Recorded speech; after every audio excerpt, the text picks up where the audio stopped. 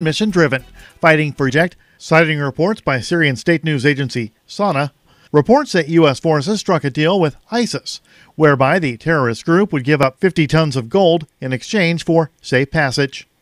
The precious metal, worth about $2.13 billion, was plundered by the self-designated Caliphate, as its reign of terror spread across Syria and Iraq from 2015 to 2017. Turkish newspaper Daily Sabah reports that local sources claim U.S. Army helicopters have already transferred the gold from the U.S. forces base in Kobani, the Kurdish-controlled city that lies close to Syria's northern border with Syria. A portion of the gold was also distributed to the Kurdish People's Protection Units, which dominates the U.S. allied Syrian Democratic Forces. Saudi Arabia has stripped citizenship from Hamza bin Laden, the son of slain al-Qaeda leader Osama bin Laden. The Interior Ministry said in a statement published by the official gazette, Al-Qura.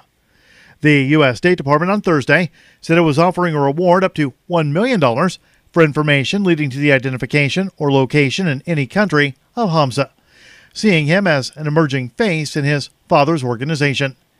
The anti-media reports that the location of Hamza bin Laden has been the subject of speculation for years, with reports of him living in Pakistan, Afghanistan, Syria, or under house arrest in Iran. Osama bin Laden was stripped of his citizenship in 1994. The junior bin Laden, who according to the United States is around 30 years old, has threatened attacks against the U.S. to avenge the 2011 killing of his father, who was living in hiding in Pakistan by U.S. Special Forces. Support for the Liberty Beat comes from the Conscious Resistance Network, featuring videos, news reports, and articles from a spiritual anarchist perspective. Experience the Conscious Resistance at theconsciousresistance.com. How would you like to have your business featured on the Liberty Beat? You can just send an email to libertybeat@snls.news for details. This is the Liberty Beat, produced in partnership with SNLS News and listeners like you. The Liberty Beat is online at libertybeat.news and snls.news. I'm Mick Murrow, reporting for the Liberty Beat, reminding you, spread liberty with a smile. A new report released this week has found that nearly 3/4 of sleepaway campers' parents are currently using their children's time away from home to take the first steps towards filing for divorce. With 46% of campers' moms currently staying with their sisters while they try to figure it out, and 38% of campers' dads sleeping on the living room couch and staring at the ceiling for hours before falling asleep. Most campers are, at this precise moment, wholly unaware that their fathers are looking for temporary sublets and are experiencing a level of carefree, joyful buoyancy that experts say they will never feel again. The majority of campers currently have, on average, 16 days until their lives come crashing down around them, at which point their parents will pick them up from camp, drive them to a restaurant, and then break the news that while they'll always be a family, they won't be living together anymore. I love camp this year. It's so much fun. Mom sent me so many care packages. Dad even sent one. It's awesome. This is the Onion News Network.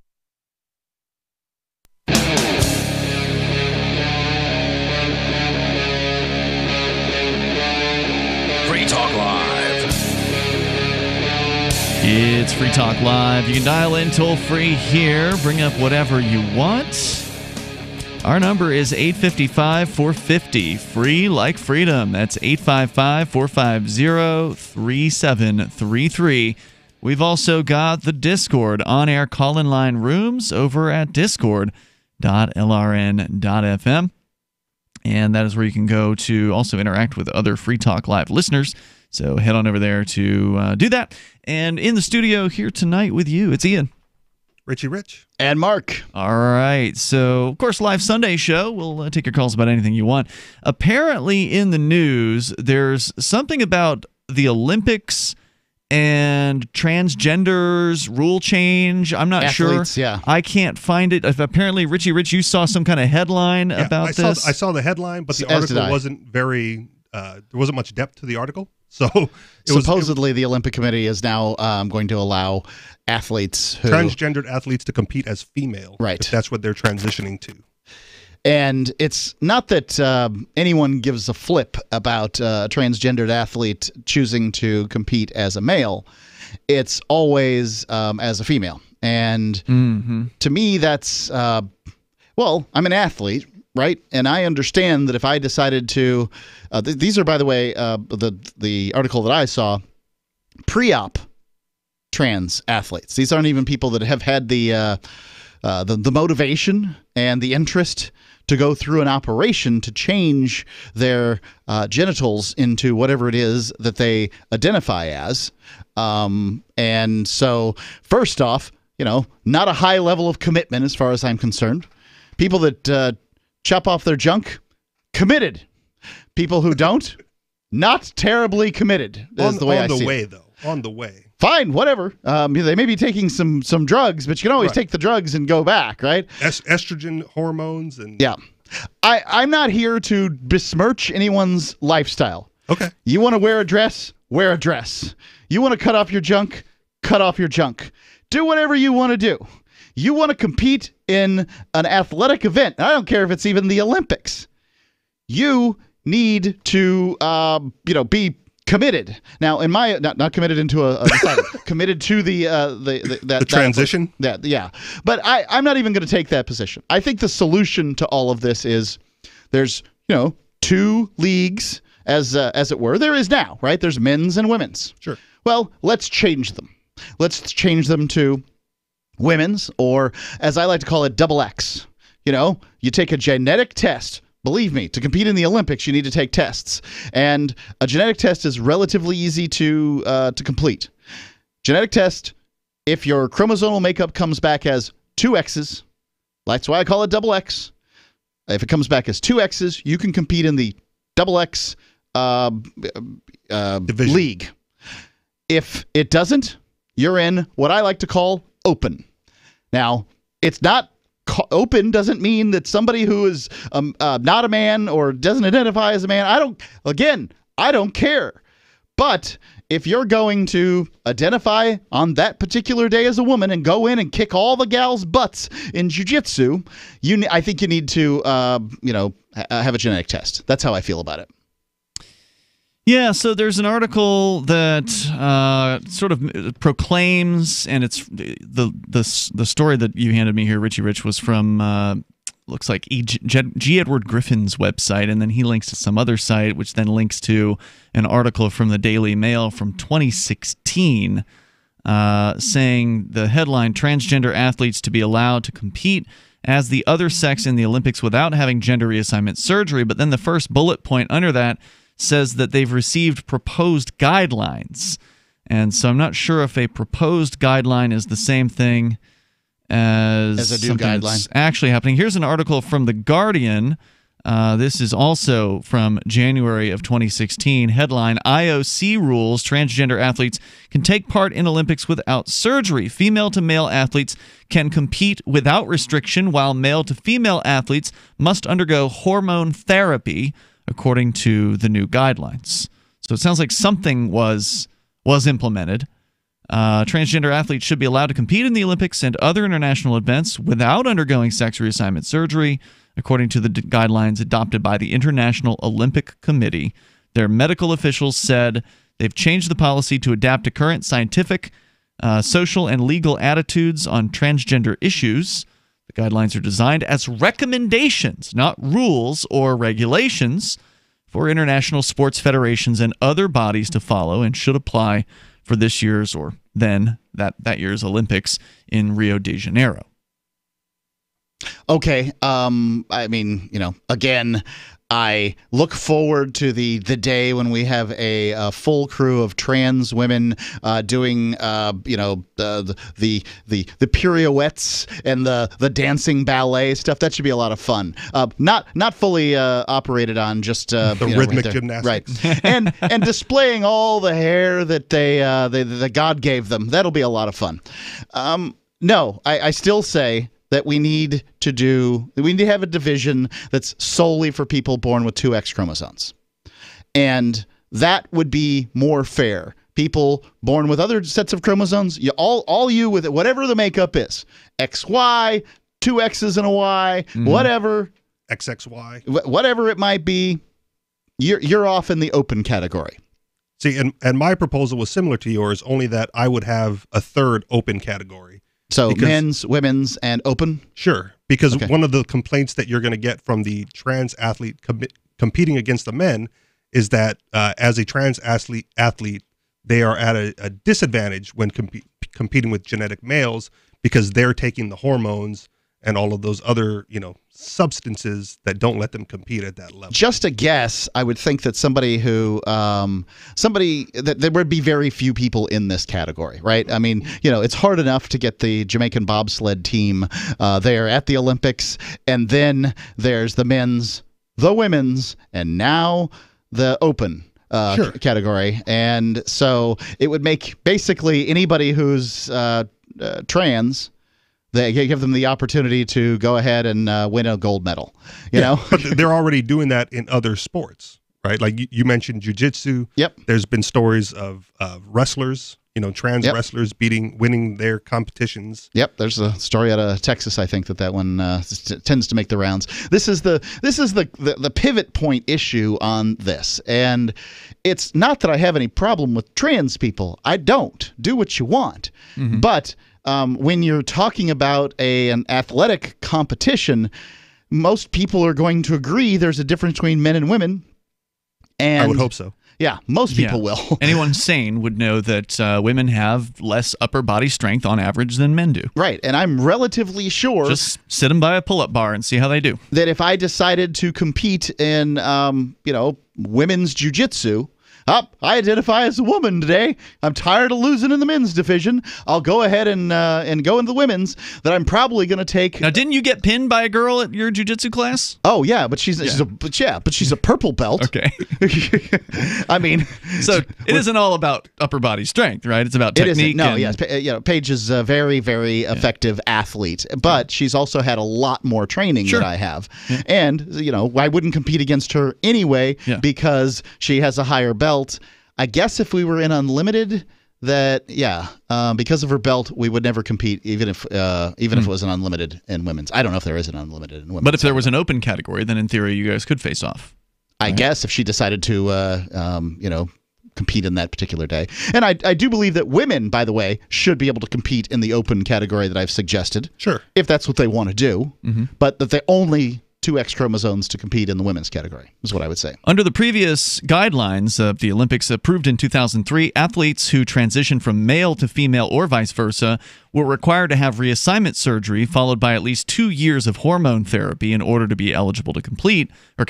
Now, surgery will no longer be required, with female to male transgender athletes eligible to take part in men's competitions, quote, without restriction. Unquote. Meanwhile, male to female transgender athletes will need to demonstrate their testosterone level has been below a certain cutoff point for at least 1 year before their first competition. So there's some details on these new rules. The toll-free number here is 855-450-FREE. And where does the agender alien person fit into this? Did you guys hear about the agender alien person? Oh, I'm sure.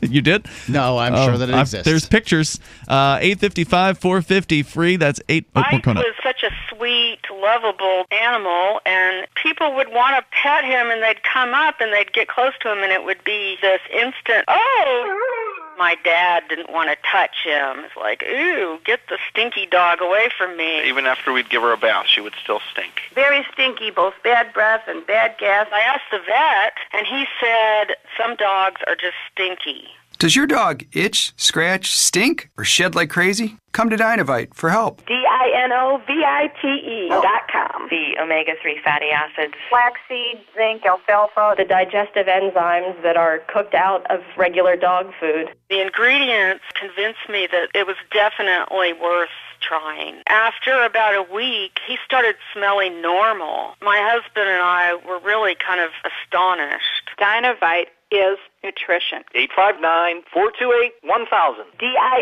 DINOVITE.com. Smart Cash is a peer-to-peer digital currency that is fast, secure, and easy to use. Smart Cash also features smart rewards, a price stabilization mechanism, and a way to encourage long-term holding. Long-term holders are key to the project's success. You can earn smart rewards on any address for which you hold the private keys, which holds at least 1,000 smart for 1 month and does not make any outgoing transactions during that time. Smart rewards are distributed every 47,500 blocks to all eligible addresses. Learn more at smartcash.cc. You want to know the 37 items you must have to survive a crisis? Then I've got some good news for you. Former CIA officer and New York Times best-selling author Jason Hansen is now giving listeners a free copy of his book, The Escape Bag Blueprint, 37 Items You Must Have to Survive a Crisis. You can claim your copy at freeescapebook.com. Don't delay. Jason reveals the guns, knives, flashlights, and water filters that could save your life in an economic collapse or grid-down event. Get your free book today, freeescapebook.com. freeescapebook.com. Free Talk Live. I said he was working for You criminals. called him a criminal, did you not? No, I don't he think might so. have just been a sucker. He said he was working for liars and thieves and criminals. Isn't that what we would call politicians? They've been crooked since the dawn of time. Agreed. So let me ask you, what is somebody who takes money to kill at the behest of liars and thieves? What do you call that person? Because a veteran is the one who called in and boxed us in the corner on this in the past. I don't have an answer to that question. That sounds very nice, at least. Do you? Truthfully, no, I really don't have an answer to that question except to say he was doing his job. Well, I mean, that's what they said at the Nuremberg trials, right? We were just following orders. Free Talk Live, 7 nights a week from 7 to 10 Eastern, live on the Liberty Radio Network at LRN.FM. LRN.FM is proud to announce our official listening apps for Android and iOS devices. Now you can easily tune into our streams anywhere, anytime on your smartphone or tablet. Just visit apps.lrn.fm or search for LRN.FM in the Android or Apple app stores. Please download, rate us 5 stars, then share the link on your social media and let your friends and family know how you're listening to LRN.FM. Download it now, free at apps.lrn.fm. Are you tired of governments murdering people around the world? Stop using their money. There is an alternative. Bitcoin is a stateless, free market, non-political currency. Bitcoin cannot be inflated or controlled by any government. By using their money, you are helping the state. Stop doing it! You have an incredible alternative available now. Learn it, use it, spread it. Get started with Bitcoin at bitcoin.com. That's bitcoin.com. Love what we do? Please help support our international satellite channels at patreon.lrn.fm. That's patreon.lrn.fm.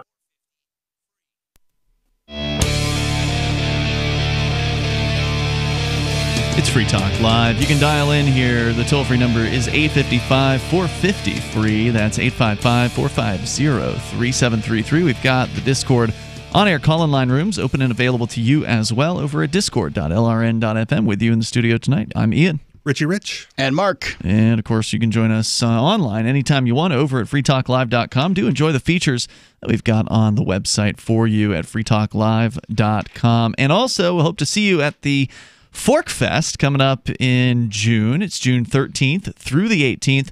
Fork Fest 2019 is the third year of the decentralized camping event that, well, we can't really tell you what exactly it's going to look like because we're not in charge, and nobody is except for everybody. Because everybody's in charge of their own experience. You get to decide what to do when you're at Forkfest. Do you just want to go and hang out, camp with other libertarians and voluntarists and liberty-loving anarchists? Because they'll be there.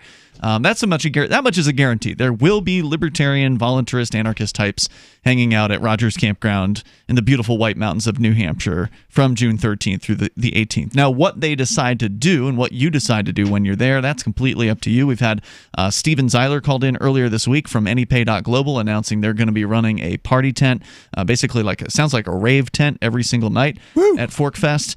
Then there's also going to be Man Camp that Jay Noon, our Wednesday night co-host, is going to be putting on in tandem with some other people who are going to be helping him teach there at Man Camp. There'll be a variety of different topics and subjects that you'll be able to take, from what I understand. Again, all of those. Welding, I know, is on the list. I've heard that. Yep. The proper way to open a pickle jar.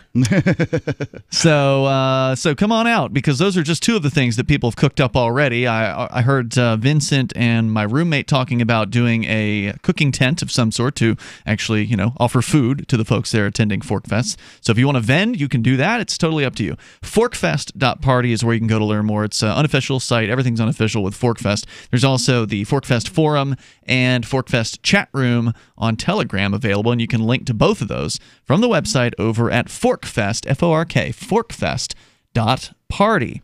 As we continue here with a confusing story about the International Olympic Commission coming up with what are both in the same article by The Guardian, which is sort of a noteworthy and renowned news source.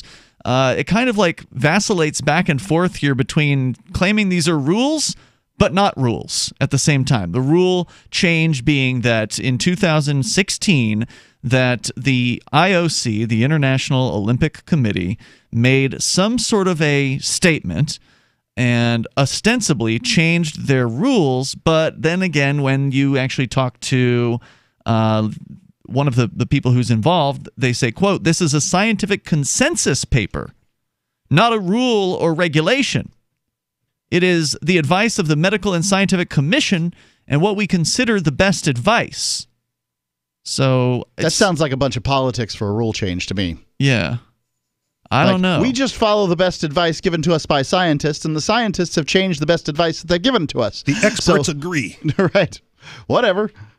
Yeah, quote, "It's necessary to ensure, insofar as possible, that trans athletes are not excluded from the opportunity to participate in sporting competitions," said the IOC in their document posted on their website that outlines the guidelines. Quote, "The overriding sporting objective is and remains the guarantee of fair competition."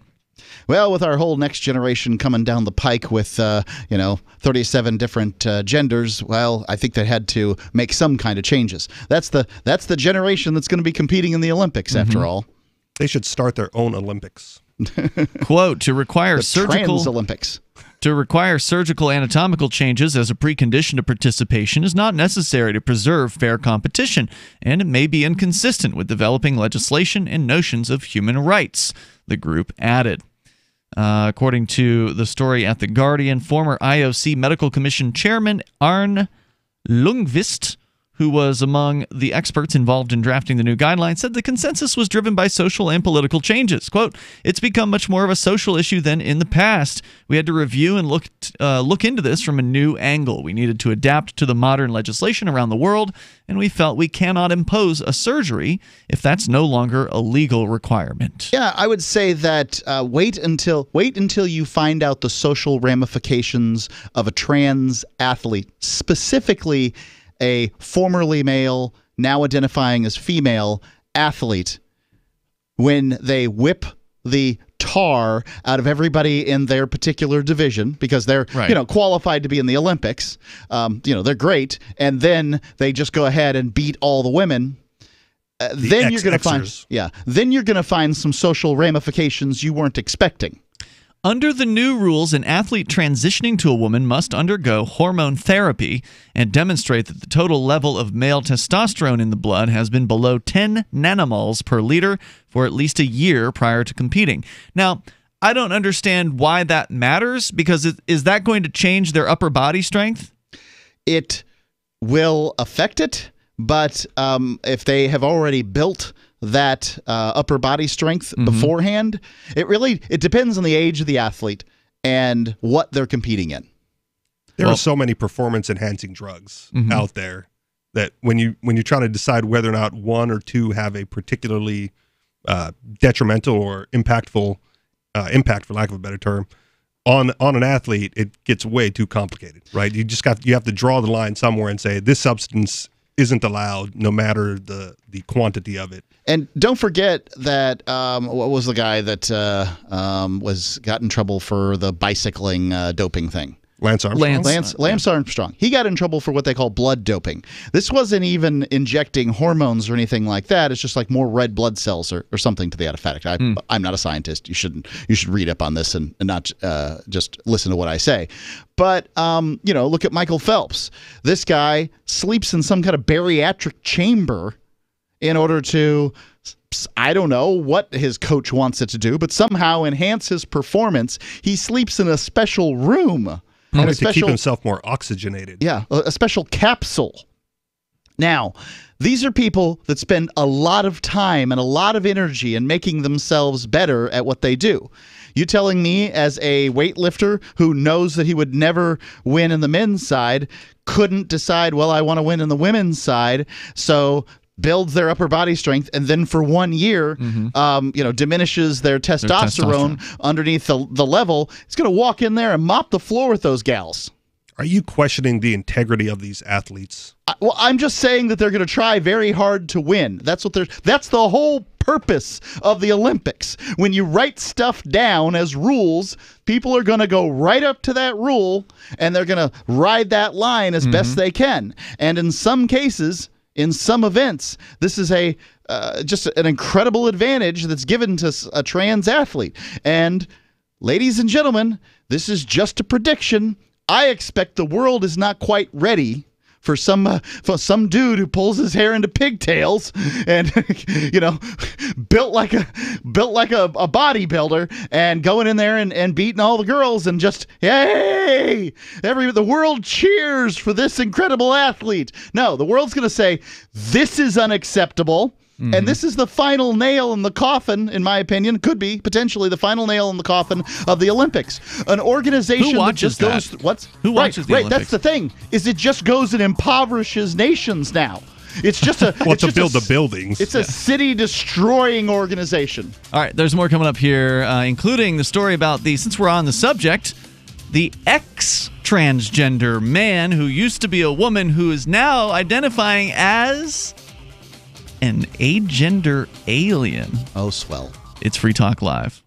We all have heard about the benefits of fish oils, but what about the presence of heavy metals, PCBs, dioxins, furans, and other contaminants found in fatty tissues of fish? GCNteam.com recognizes this risk and offers IFOS certified tested omega-3 fatty acids. EPA, DHA, insist on IFOS omega-3 fatty acid certification. Get the best at GCNteam.com or call 877-878-4203. Hunters, anglers, campers, and survivalists. Get back to nature. Expand your horizons with the highest quality, most versatile, unique slingshots and sling bows on the market at slingbow.com. Slingbow products are compact and models start from just $17.98. They're perfect for your bug out bag or storing in your vehicle. Give yourself and your loved ones the excitement and tradition of slingbow, a new frontier in archery and truly modern twist on this primitive survival tool. Feel the thrill only at slingbow.com. Is spreading the message of liberty, cryptocurrency, and peace around the globe worth $2 per month to you? As you may already know, in addition to our internet feed, LRN.FM broadcasts on free-to-air satellite across North and Central America, as well as Sub-Saharan Africa. And we've been available on satellite for free 24/7 since 2010. The LRN.FM free-to-air satellite signal is reaching some of the most oppressive regimes in the world, and there's no doubt our ideas are making an impact. You can learn more about the channel's impact by watching the 3-minute video at fund.lrn.fm. If you'd like to help free minds globally with our ideas of liberty, cryptocurrency, and peace, you can donate as little as $2 per month via fund.lrn.fm. You can help us continue and expand our satellite broadcast to multiple continents. Visit fund.lrn.fm today, and thank you for your help. Don't forget to share the link on social media. That's fund.lrn.fm. I love My Magic Mud. I drink a lot of coffee. I had stains on my teeth. Then I found My Magic Mud, and I was told it would remove stains. So I paid attention when I brushed the first time. My Magic Mud is black tooth powder, and the difference it made in my teeth in one application was noticeable. With 4, my teeth were as white as you normal folks out there. Please go to mymagicmud.com and buy a jar. There's 150 applications for $25. You can use Bitcoin, mymagicmud.com. There are lots of ways to listen to Free Talk Live. Our podcast has been around since podcasts began, and now the FTL feed is loaded with content besides our full show archives. Did you know that we make it easy for you to customize your podcast subscriptions? We have different feeds, one that includes only our full shows, one with just the Daily Digest, and one with just the Edgington Post. You decide what you listen to. It's quick and easy to customize your feeds at feeds.freetalklive.com. That's feeds.freetalklive.com. I've been told no in many different ways. I give you an order and you're going to obey it. George, you can go this way. You can't do that and you have to leave here. You cannot bring signs into the rally. Walk with me. Well, I'm comfortable here, actually. Whoa, hey. Who do you think you are? Excuse me. There is no video and audio allowed in this office. No, I have work today. You ain't gonna make it. Wait on account. Now. Wait a minute. Hey! Oh my God! Unbelievable! Why are you running from me? Because you scared me. What am I being detained for? You're being served. What is this? You're being served. What is this? Bureaucrats have a funny way of telling people no. That's the sound of the men working on the chain. Derek J's Victimless Crime Spree. Watch it for free and order the Director's Cut DVD at victimlesscrimespree.com. Now you can follow LRN.FM on the decentralized Mastodon social media platform at toot.lrn.fm, toot.lrn.fm.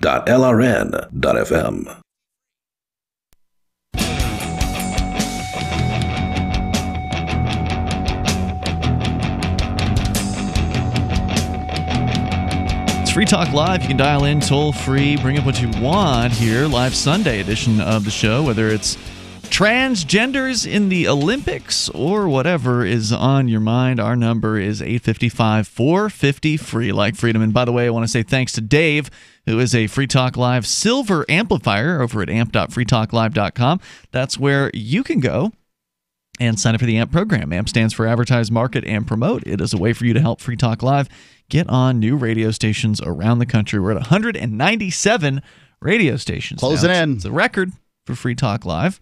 And we can have more. It just takes time. It takes money. And that's what the AMP program is for. Advertise, Market, and Promote. $5 a month is what it costs you. You get some cool perks as a result of doing that, like access to the supporters chat rooms on our Discord server and more. Go to the AMP page to learn more about how the money's being spent over at amp.freetalklive.com, ampamp.freetalklive.com as we continue. And yes, you can do PayPal, credit card, or Bitcoin BTC for your AMP at amp.freetalklive.com. Let's go to San Francisco where Paul is on the line. Paul, you're on Free Talk Live. Go ahead. Hi, I'm a veteran, and I belong to a veterans organization, Veterans for Peace. And we keep talking about the Gulf War syndrome. We've been talking about it for years. Yeah, many years. I heard an interview with a nurse who worked for 10 years in the Army, giving the shots to the veterans going into the Gulf War. And she said, funny thing is that she gave out all these anthrax shots out, and yet half the guys who got the Gulf War syndrome, who end up in the hospital with it, did not even deploy to the Gulf. And so she is questioning whether or not the Gulf War syndrome is real or whether it was caused by the shots she was giving. She said she quit the Army. She was getting so tired, it was so depressing, talking to the parents of these guys who were damaged by what she thought was the vaccination she was giving to them. Well, you can't trust those vaccines. They cause all sorts of things. Yeah, and so the Veterans for Peace organization nationwide now is taking an interest in this whole Gulf War syndrome thing and trying to figure out, we need more research. Any other nurses out there who are involved in giving the shots, please contact us. Why isn't DAV, Disabled American Veterans, VFW, Veterans of Foreign Wars, whatever? There's a bunch of them out there. Why aren't those organizations being interested in this topic? Because this isn't, as I understand it, Gulf War syndrome isn't from people who went to Iraq.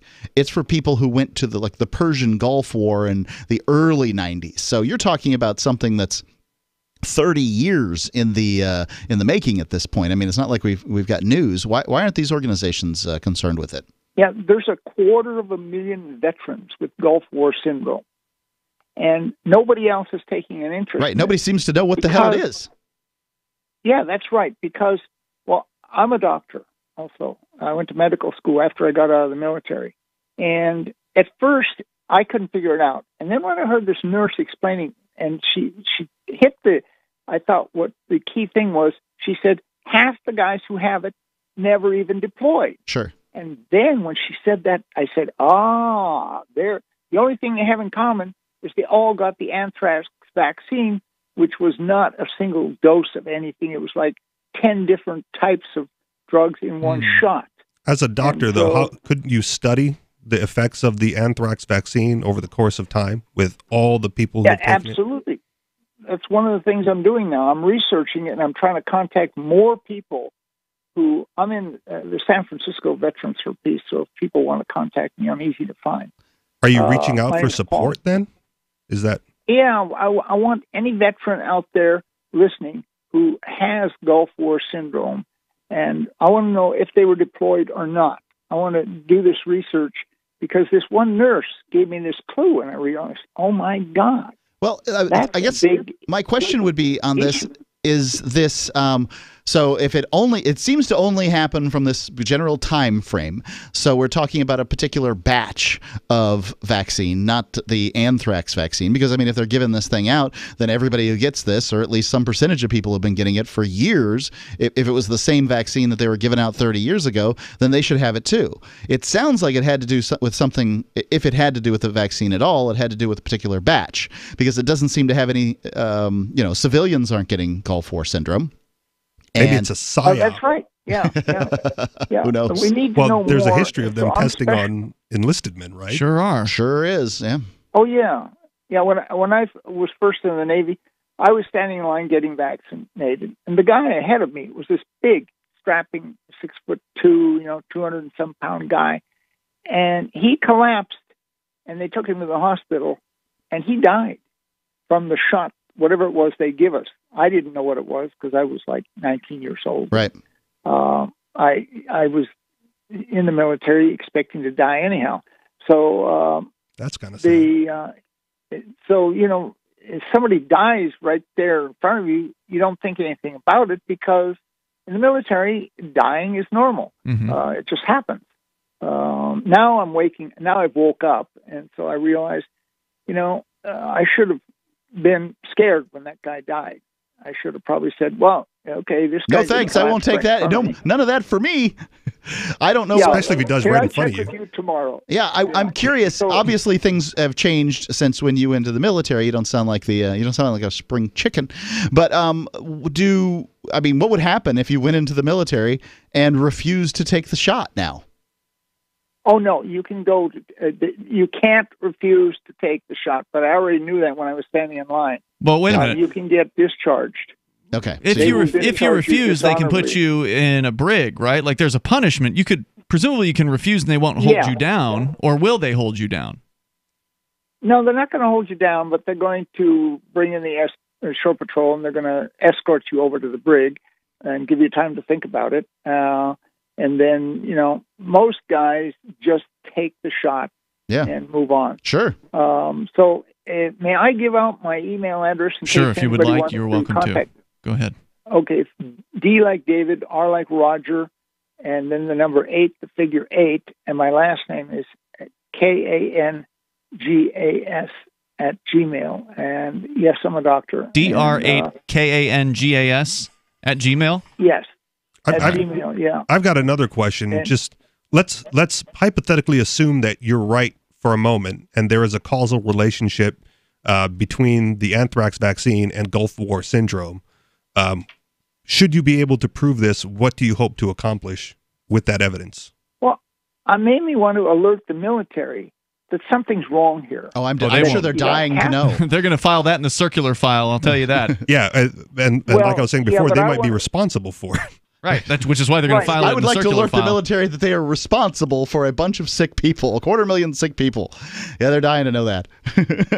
Yeah, and I don't expect them to respond real fast, but if I can get, 100 guys, 100 veterans, or maybe 200 to help me do this research, that would, I think, get their attention if I can present a case description of when these guys got the shot, whether or not they were deployed, and what their symptoms are. Mainly I'm interested in the symptoms and if they're keeping track of their symptoms, like when they first collapsed from it or whatever happened to them. If you can come up with something conclusive, I think the media would be much more interested than the military would, and that's how you would get their attention, is if you actually went. You're absolutely right. And blew the case wide open. I do want to say thank you for whatever's your service on this. I think you're doing great work. If you do find something out, science is about finding out that you're wrong too. And you said you could be wrong. You were in the group. Is it Veterans for Peace that you were a part of? Yes, I'm in San Francisco. Veterans for Peace. Thank you, Paul, for your call tonight. Good luck. I appreciate hearing from you. The toll-free number here is 855-450-FREE. According to Wikipedia, Gulf War Syndrome is a chronic and multi-symptomatic disorder affecting returning military veterans and civilian workers from the Persian Gulf War in 1990 and 1991. A wide range of acute and chronic symptoms have been linked to it, including fatigue, muscle pain, cognitive problems, rashes, and diarrhea. And about 250,000, as he said, U.S. veterans who served are afflicted with this illness. There's more coming up here. 855-450-FREE, like freedom. If you want to join us, this is Free Talk Live. Does your dog itch, scratch, stink, or shed like crazy? Come to Dynavite for help. Order a 90-day supply of Dynavite. Dynavite for life. Pick up 2 tubes of Doggo Suds. Get the 3rd tube free. Peppermint, tea tree, lavender, Doggo Sud shampoo. Made with all-natural coconut, jojoba, aloe. Great for healthy skin and soft, shiny coats. But no itchy, harsh chemicals. Lather up, rinse away. Try Doggo Suds. Buy 2, get 1 free. At Dynavite.com. DINOVITE.com. Are you a cryptocurrency advocate? The Crypto Tip is the ideal outreach tool to help new people discover cryptocurrency. It's a printable business card-sized tip that you can give to service providers, preferably in addition to a good cash tip. When the server scans the QR code, it'll bring up an explanation of cryptocurrency, how to install a wallet, and allow them to claim the tip. If they don't claim the crypto, you get your tip refunded to you after a time period you specify. Plus, if they do claim the tip, you get an email alert. Create as many tips as you want at cryptotip.org. That's cryptotip.org. It's been said, any society is only 3 missed meals away from chaos. Those times may be near. Think about it. Our country faces multiple terrorist threats and aggressions from Russia and North Korea. Social unrest and violent marches yet again may lead to looting of stores and city shutdowns. And our crumbling infrastructure leaves our power grid vulnerable to long-term outages from a single cyber attack. When the chaos from any one of these threats arises, the government knows it can't provide during a widespread national emergency. That's why you need your own plan for self-reliance. That's where My Patriot Supply comes in. Get a 4-week survival food supply for only $99. That includes breakfast, lunches, and dinners. Order online at preparewithgcn.com. $99 for 4 weeks of survival food that tastes like homemade cooking and lasts up to 25 years. From My Patriot Supply. Get your kits today at preparewithgcn.com. Free shipping is included. Preparewithgcn.com. On Free Talk Live, we're bringing people to the ideas of liberty every day. From wrestling superstars like Glenn Jacobs. You guys really are having an impact, I believe. Like I said, a lot of where I am now is due to listening to Free Talk Live. You changed my mind on some very important issues years ago. To random people tuning in on the radio.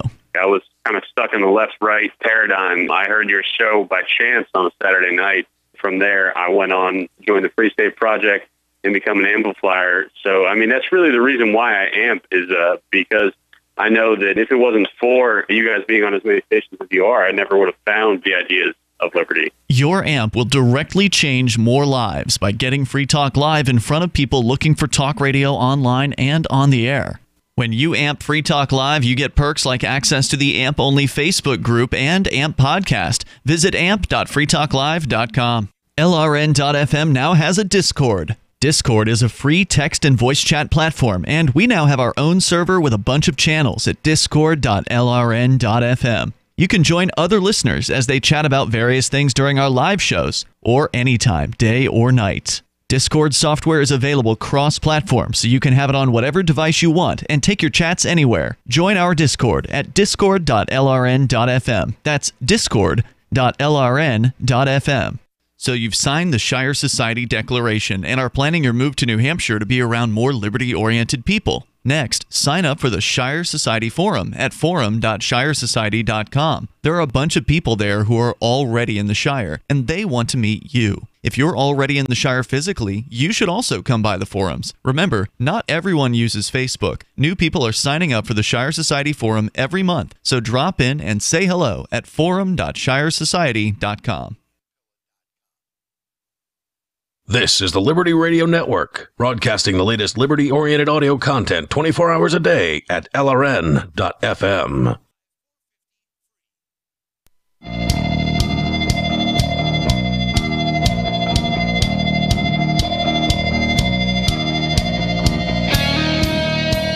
It's Free Talk Live. You can bring up whatever you want here, whether it's transgender people in the Olympics or maladies that afflict folks in the military and nobody knows where they came from.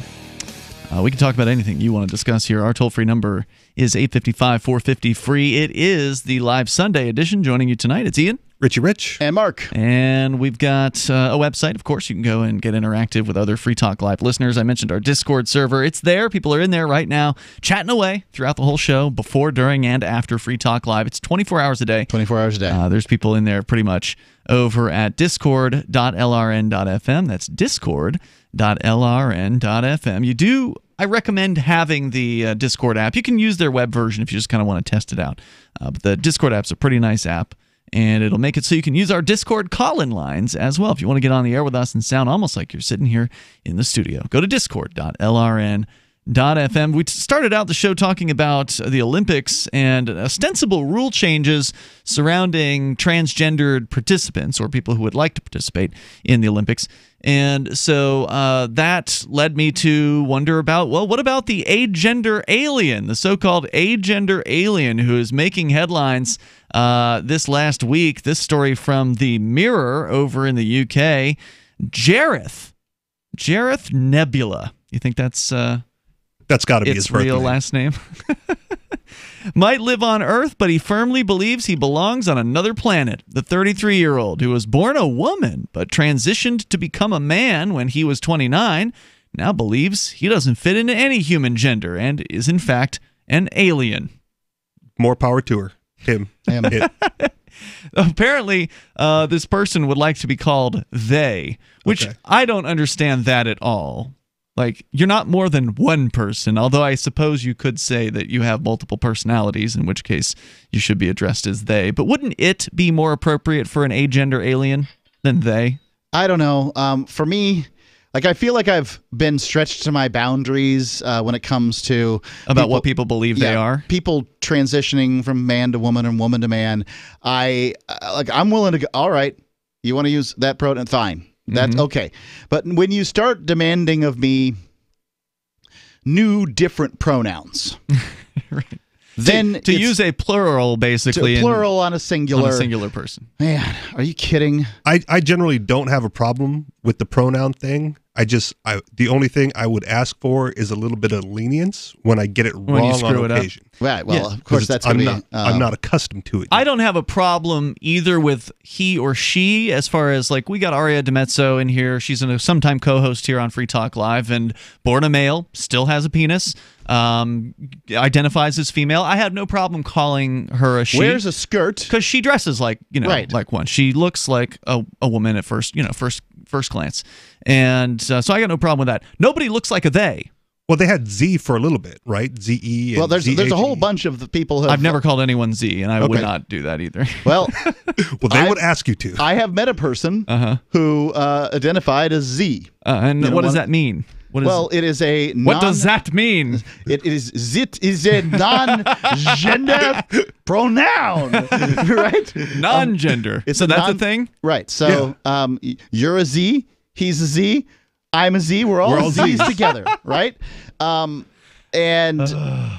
So how can you be a non-gender? What does that even mean? Did you cut off both genitals? No. It's all self-identification anyway. The pronoun is intended that we stop using gender-based pronouns. To abolish gender. To abolish gender in pronouns, if that's what you want to do. Well, that's a political action, that has nothing to do with who you are, right? That's just you're being political at that point. Well, I would agree depending that on what they doesn't have anything to identify, you just address them as Z if they want, if you're referring to them in the third person. How about dude? Sure. If that's what they want. If that's what they want. And I like that pronoun, by the way, dude. Yeah. my pronoun is dude. I prefer my pronouns to be His Majesty and Your Majesty. But no one ever uses them. Well, often they do. If I wear my crown, they're willing to often call me Your Majesty and those sorts of things. And I return with a quick thank you, loyal subject. But this is... Ultimately, what we can see here is that it's delusional. It's attempting to get people to behave in a certain fashion. Mm-hmm. Now, I will defend this in the sense that Quakers have, which I am a Quaker, long had a tradition of they wouldn't call months by their names because March is named after Mars. Mm-hmm. They wouldn't call days of the week by their names because Wednesday is named after Woden, a pagan god. So they would say first day, second month, things like that. Such a boring bunch. It's right, but so sober, like so sober. It's so boring. But I mean, I hate the imperial system, for instance. Would much prefer to we transition over the metric system. Oh, okay. So it's not like I don't have my own preferences on how things are done. It's just it's so exhausting. Let's go to the phones here. We can continue on the agender alien here in moments. John, though, is on the line in Missouri, listening to KWTO there in Springfield. Hello, John. Hello, sir. Thank you for taking my call. Yes, sir. Go ahead. I just wanted to address the gentleman that was calling earlier. I myself was a corpsman. It's like I was at a place called Camp Patriot in Kuwait. Okay, the Second Gulf War, whatever they're calling it now, that kind of thing. I don't even know. It's like I used to actually give the anthrax shot. Some kind of interesting things about that. I don't really think that there is a Gulf War syndrome specifically. I think you can use it as an umbrella term. If you've ever been to Kuwait, it's filthy.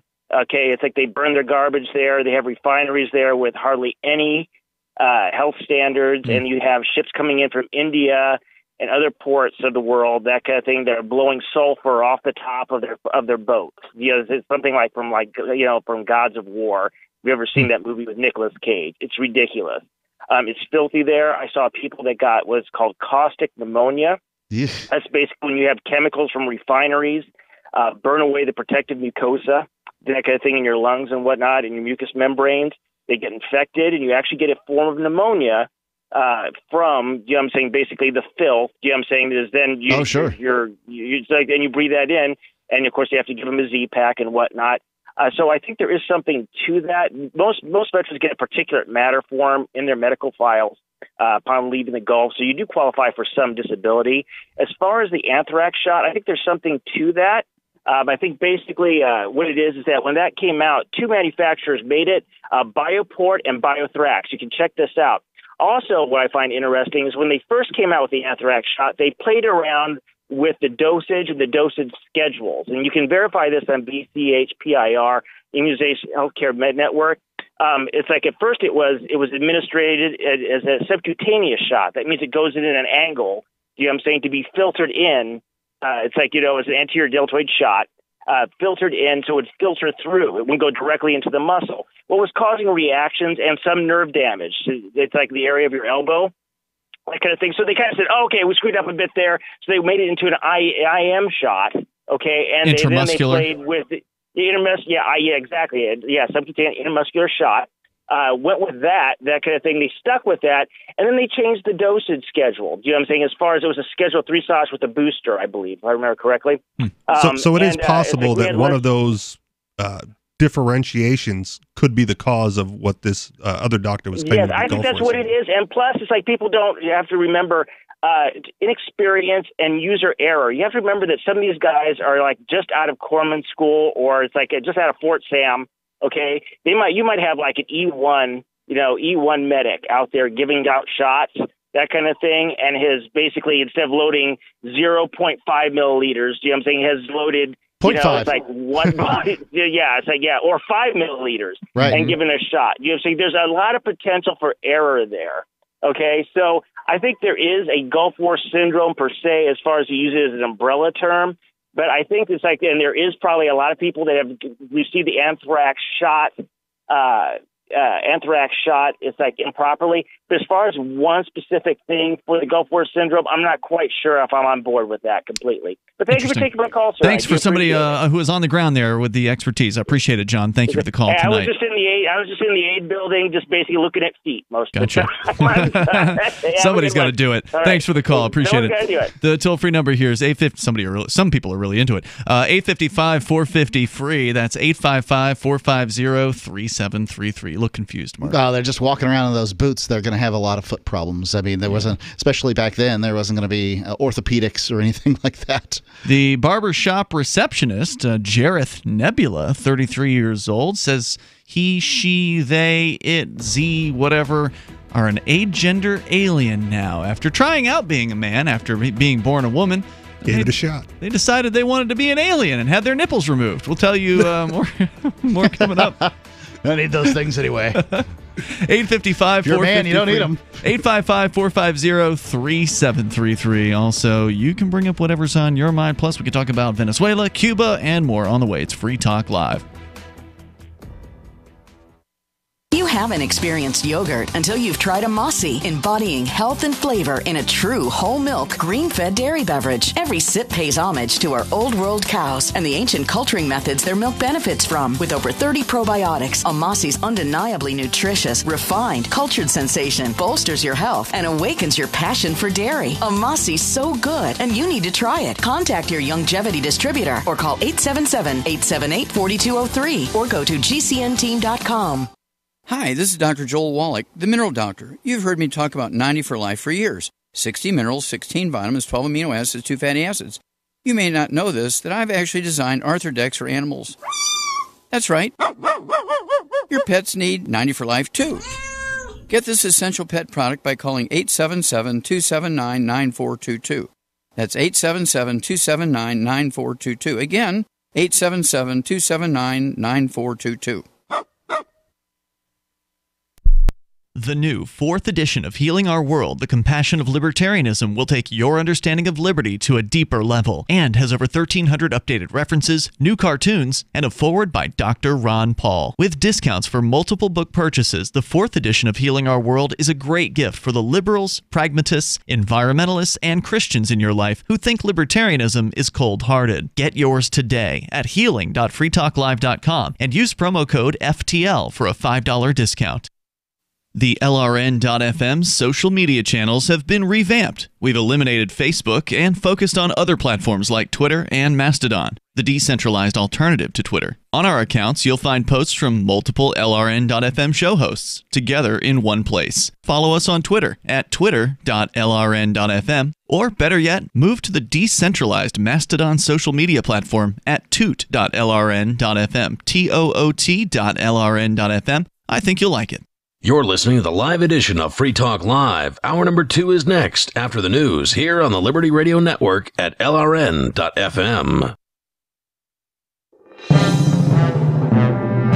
This is the Liberty Beat, your daily source for liberty news and activist updates. Produced in partnership with SNLS News and listeners like you. Online at libertybeat.news and snls.news. I'm Mick Murrow with the weekend edition of the Liberty Beat for the week ending March 1st, 2019. Gold opened at $1,313 on Friday. Silver opened the day at $15.60, and Bitcoin was trading around $3,830. Today's prices are brought to you by InnoScale. Take off with Managed Cloud. Looking for a safe, secure way to store your important files online? Let InnoScale handle it for you. Their high-availability cloud servers are the perfect solution for clients needing one or more secure, scalable servers with built-in hardware failover protection. For details, see them online at innoscale.net. In the news, input from the Southern Poverty Law Center plays a role in PayPal's blacklist decisions. Confirmation came during a recent Wall Street Journal interview with PayPal CEO Dan Schulman. In the interview, Schulman told the newspaper the SPLC is among groups both on the right and left that helped PayPal make the decision to ban certain accounts.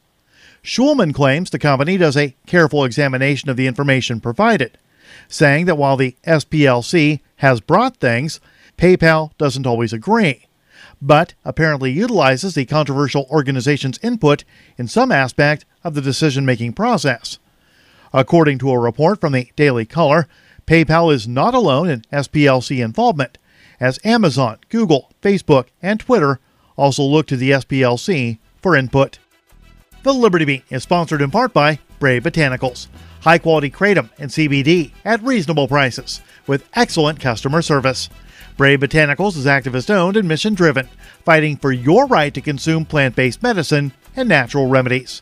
Find out more at mybravebotanicals.com. And right now, Liberty Beat listeners can save 10% on your purchase by using promo code SNLS at checkout. This is the weekend edition of the Liberty Beat for the week ending March 1st, 2019. Your news now continues.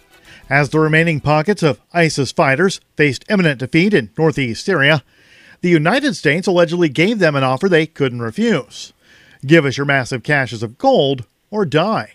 The Free Thought Project, citing reports by Syrian state news agency Sana, reports that U.S. forces struck a deal with ISIS, whereby the terrorist group would give up 50 tons of gold in exchange for safe passage.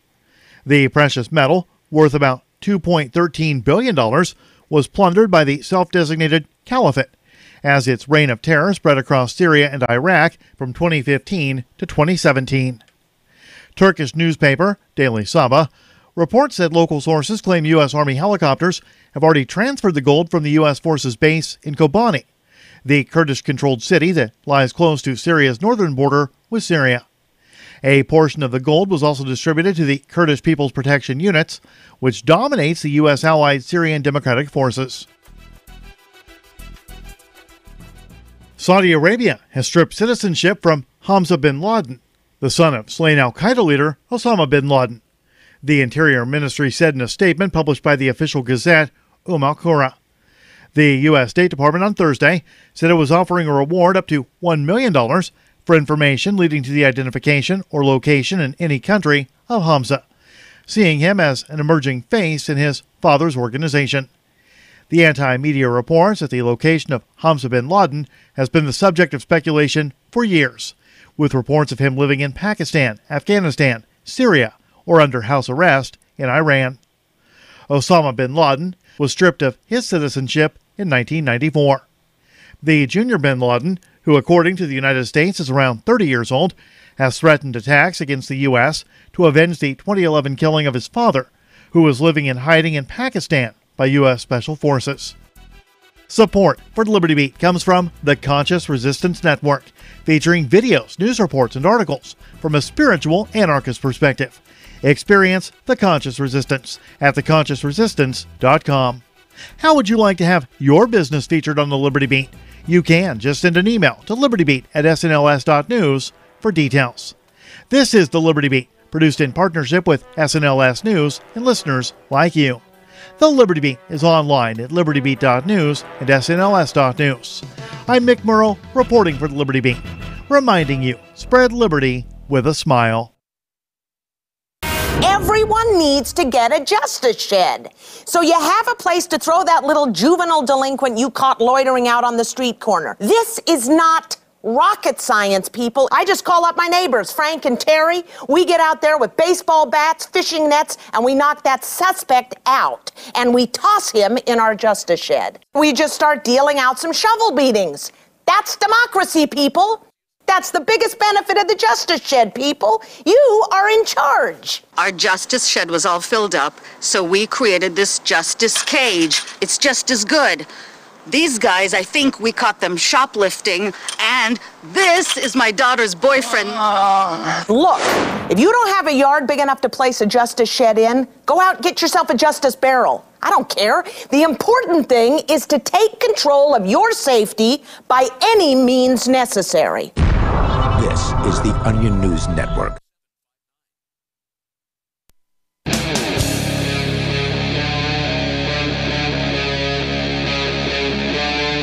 Free Talk Live. Well, Well, just when you thought you've heard it all as far as what people can self-identify as, now there's a 33-year-old who says he's an alien. Fantastic. A so-called agender alien. So not just an alien, because a normal alien might have a gender. He's not just a he. Or a she. The story he used to be a she, and now he's an it. Yeah, right. Well, or they, or whatever. They, right. Can he reproduce on his own as an alien? Yes, is he asexual or is he autosexual? Good question. Jareth Nebula is its name. The barbershop receptionist, according to the UK's Mirror, has even had his nipples removed and shaves his eyebrows to, quote, make him feel less human. Jareth, who has named himself... Well, wait a minute. If you still feel kind of human, then that means you don't really feel like an alien, right? Perhaps he's a hybrid. Jareth, he's named himself after David Bowie's character in Labyrinth. Nice. And a nebula like a space cloud already has 78 stars across his body and hopes to increase that to 333. As he says, quote, 3 has always been my lucky number. Living alone, he now just wants people to accept who he is and admits he'd rather be called thing or it rather than he or she. There you go. So we got it right. Yeah, okay. I'm fine with it. That's fine. It just seems like body modification culture taking it to an unnecessary level. Yeah, that's kind of used to be a thing and not so much anymore. Remember You don't think? The dude that, well, I mean, I'm not talking about large gauge You mean earrings. excessive. You're talking about... I'm talking about the people that self-identify as snakes and stuff. Yeah, where they split their tongue. Splitting the tongue. Well, and getting the tattoos of reptilian skin all over their body. Yeah. Those are pretty crazy. Yeah. Jareth, who legally changed his name 4 years ago, says, quote, after coming out as transgender and believing I had finally found myself, I realized... when I couldn't attention whore enough. I realized I was wrong. I wasn't male or female or even human. He said further, or it said further, I don't think or feel like humans. I really can't How explain. does it know what humans feel like? I don't know what humans It's vestigial feel like. human emotions, Mark. Yeah. I can't really explain it to others. I'm simply otherworldly. Yeah, aren't you, He's though? far out there. Continuing, he said, or it said, I didn't feel comfortable as either gender or even anything in between. I know I'm stuck in a human form, and that's how I'm perceived by others. But to me, I'm an alien with no gender. Jareth first felt that he didn't fit in when he was diagnosed with Ehlers-Danlos syndrome, or EDS, which is a rare lifelong condition affecting connective tissue and resulting in stretchy skin with an increased range of joint mobility. Ooh. Although he was... Isn't that what the guy from Spin Doctors had? The band? I have no idea. Yeah. Although he was born with the condition, he wasn't diagnosed until he was 26. Nicknamed Mr. Elastic by his doctors due to his stretchy skin, the condition can cause him chronic pain. Shoot. It's one benefit that his skin is wrinkle-free, which makes him appear younger. Jareth, who does not want to disclose his birth name, said, quote, the condition means I can pop my joints out on purpose, which was a fun party trick when I was a kid. Now I realize why I can do that. My pain in my joints got worse as I got older, and I would find it harder to move day to day. It said I go to a chiropractor once every 2 weeks and see a physical therapist once a week, as well as smoking medicinal marijuana for the pain. But there is currently no cure for EDS. And then they go on to talk about, although he says he was once a hyper-feminine female and modeled in his teens, at 29, Jareth decided that he was a trans male. He began taking testosterone injections, started to dress in a masculine way, and even had surgery to remove his breasts.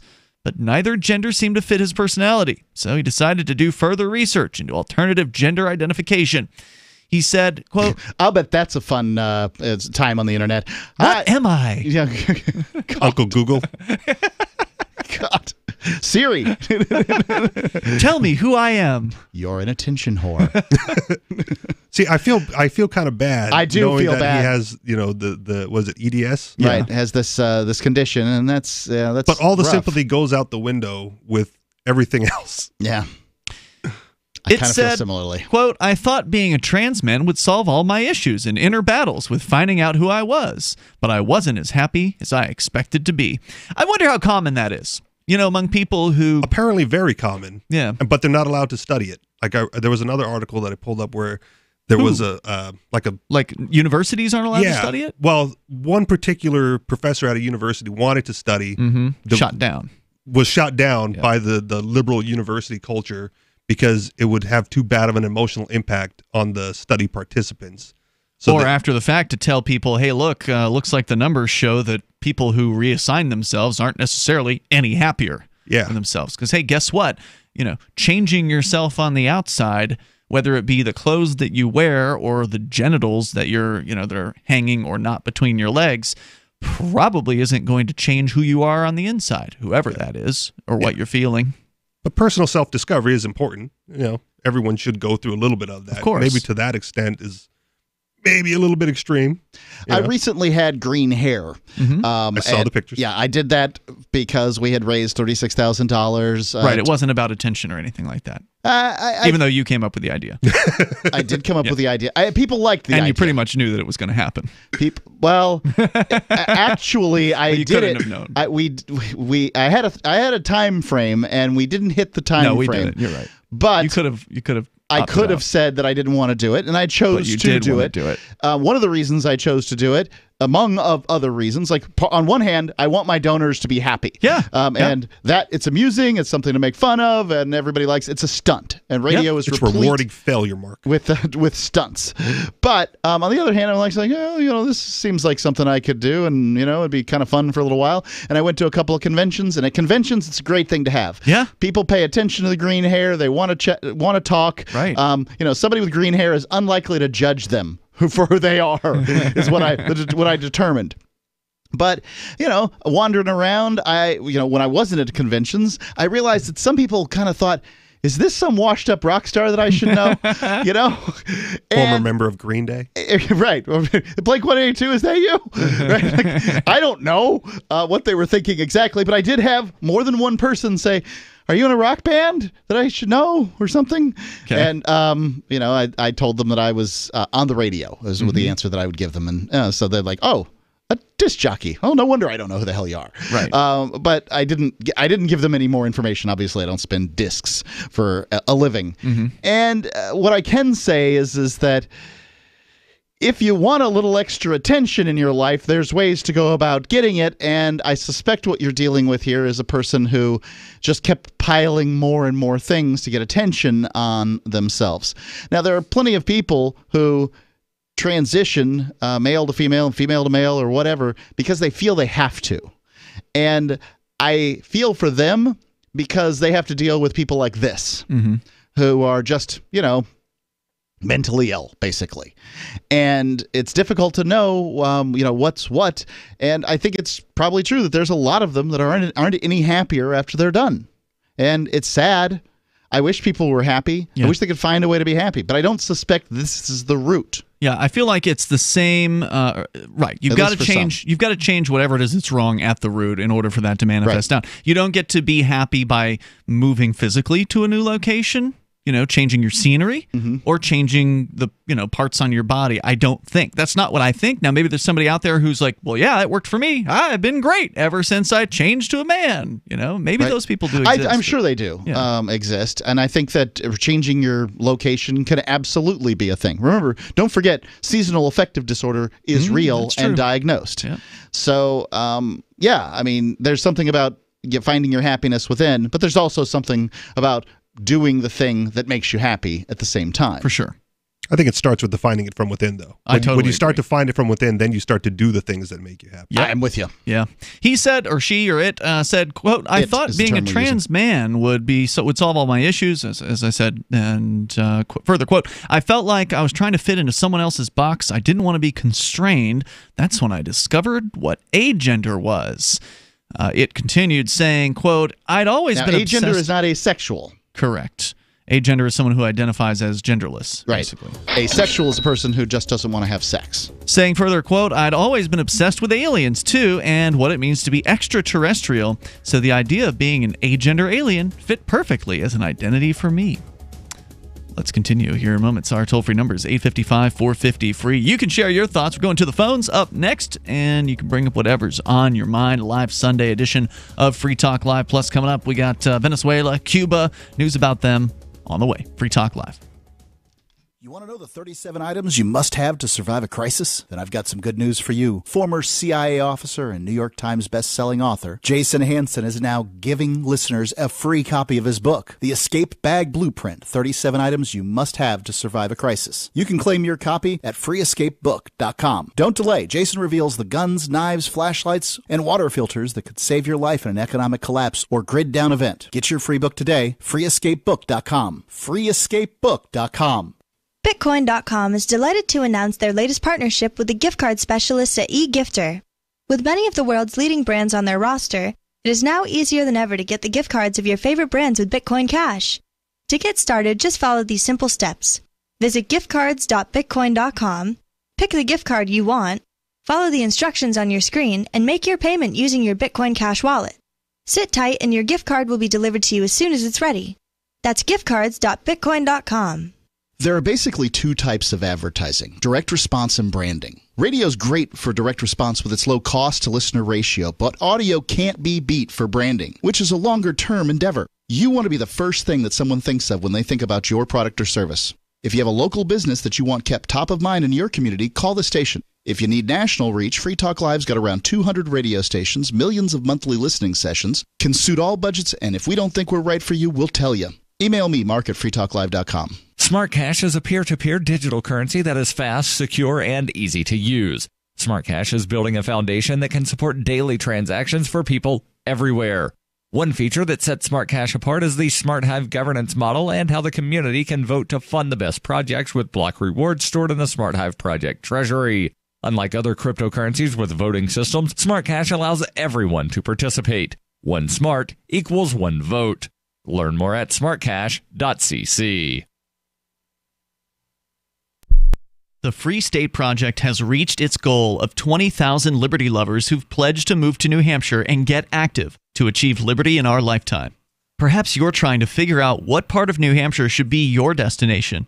If so, consider Keene. You'll find more than 150 reasons to move to Keene at move.freekeene.com. Keene is famous for its historic, publicity-generating activism, as well as being the liberty media capital of the world. It's home to freekeene.com, New Hampshire's destination for liberty activism, news, and opinion. For years, we've been compiling over 150 reasons to move to Keene at move.freekeene.com, where you'll learn about some of what's happening here and what makes Keene a great place to live. If you love liberty, you'll probably enjoy anywhere you end up in the Shire. But do your due diligence first. Please visit move.freekeene.com for the full list of over 150 reasons to move to Keene. That's move.freekeene.com. Did you know we've taken our LRN.FM telephone listen line to a new level with the LRN.FM audio on demand line? Now you can call 712-770-8447 anytime and listen to LRN.FM's live feed. And you can listen to a bunch of our original shows on demand. Long distance fees may apply. Just dial 712-770-8447 and choose from the menu. 712-770-8447. Cell 411 is a free app for Android and iOS that replaces government-controlled 911. Cell 411 allows you to preset a group of friends or private organizations to show up at any emergency. Cell 411 is a nightmare for the state because it proves their so-called services aren't needed. Cell 411 has had thousands of installs, and of course it's covered by the BIPCOT no government license. Cell 411 because your friends won't shoot you when you're in trouble. Without the government, who would build the emergency services? You and Cell 411. Get it today at getcell411.com. You can sign up to receive the latest about the Liberty Radio Network via our email updates at updates.lrn.fm. That's updates.lrn.fm.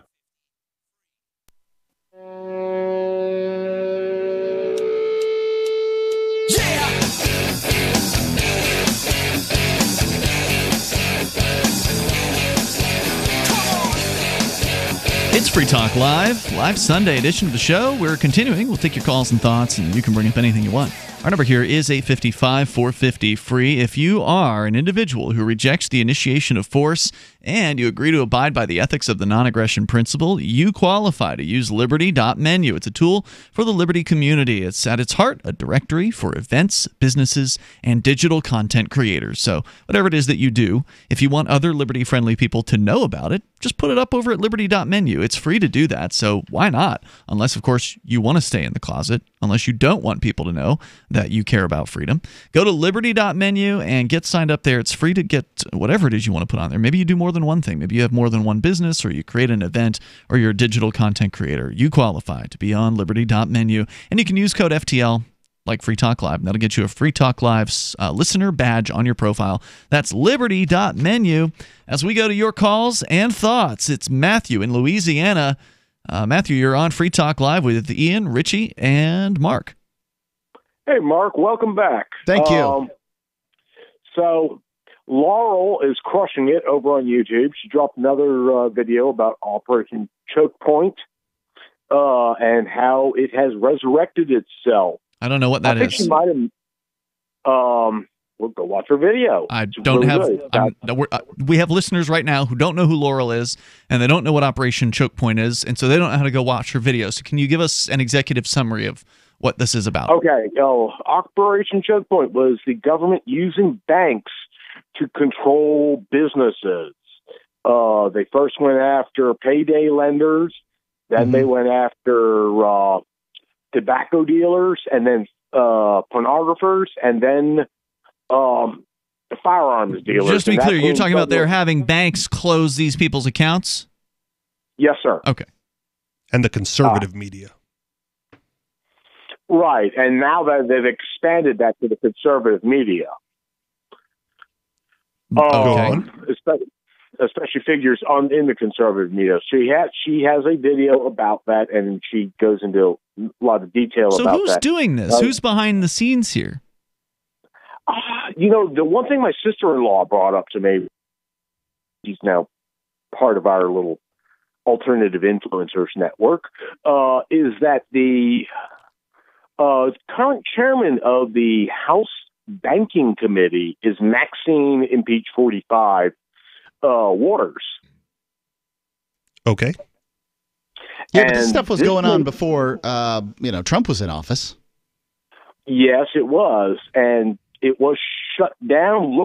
It looks like it was shut down for a little while, and now it's just sprung back into life. And this time, it's going after other people besides just the aforementioned businesses. Not that was good per se, but they've expanded, shall we say. Well, good thing we've got cryptocurrencies to fall back on.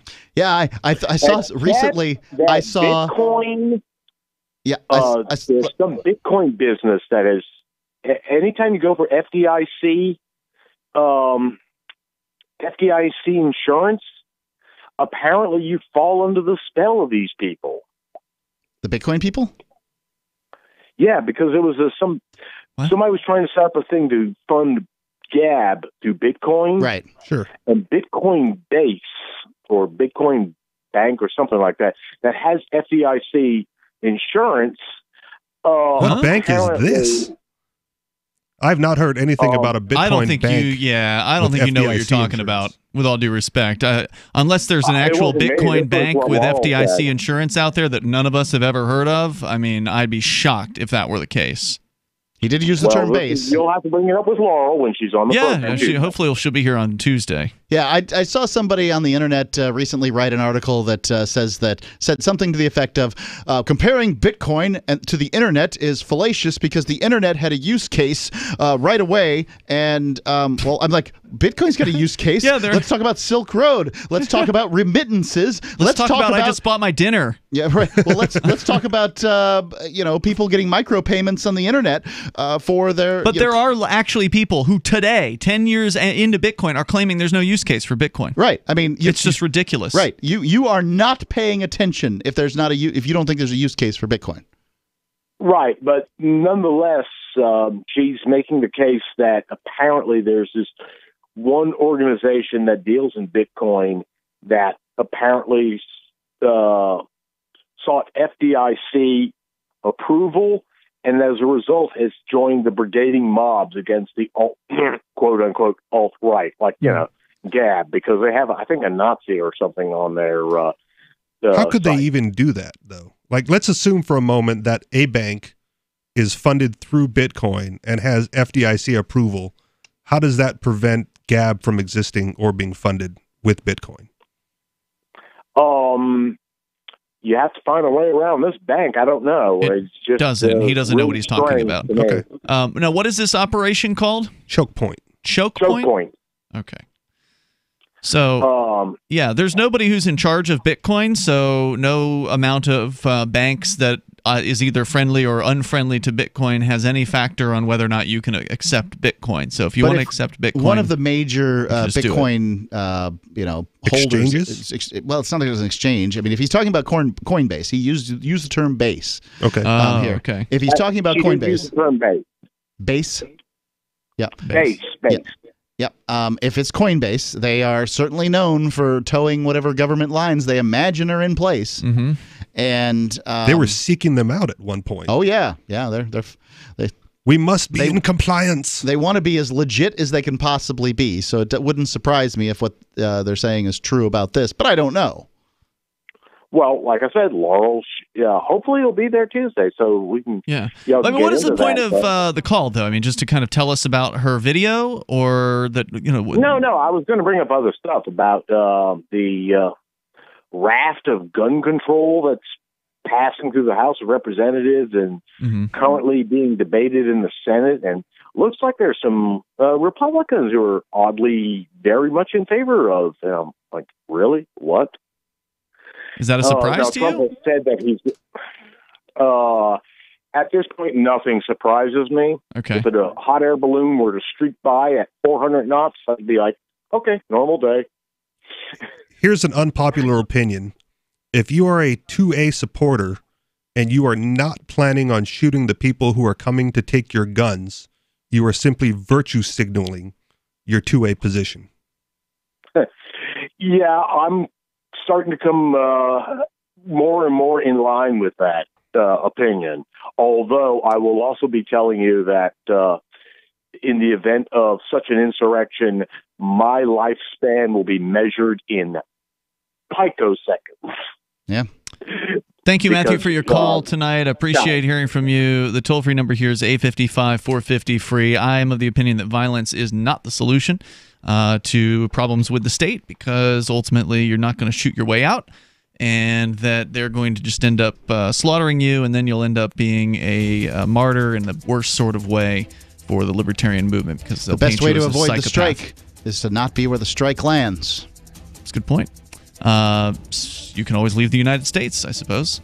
And then, certainly of course, a possibility. You might be struck by another government. The toll-free number is 855-450-FREE. That's 855-450-3733. What is this Operation Chokepoint thing all about? Maybe we should look into that a little bit further. You can bring up whatever you want as well here on Free Talk Live. Most of you know that heart disease is the #1 silent killer in the U.S. What if I told you for just $54.95 a month you could fight against heart disease naturally? At Heart and Body Extract, we've been helping thousands of people get back to a healthier heart. Don't just take my word for it. Check out all of the success stories at hbextract.com, or to order, call 866-295-5305. That's 866-295-5305. hbextract.com. Don't risk it when you can take charge of it. Anytime, any place, anywhere. Radio remains the most intimate of all forms of media. At home, at work, in the car, on smartphones. Over 90% of consumers still listen to radio every week. That makes choosing radio as a place to advertise your business one of the best decisions you can make. Email advertise@gcnlive.com and partner up with an experienced GCN representative. Advertise@gcnlive.com. Easy, affordable, effective. This is Michael Dean from the Freedom Fiends. I've run websites since 1996 and have used over a dozen web hosts in that time. AgristHosting.com is the only one that hasn't broken my heart. Agrist Hosting's uptime and service is stellar, and their DDoS mitigation is the best I've seen.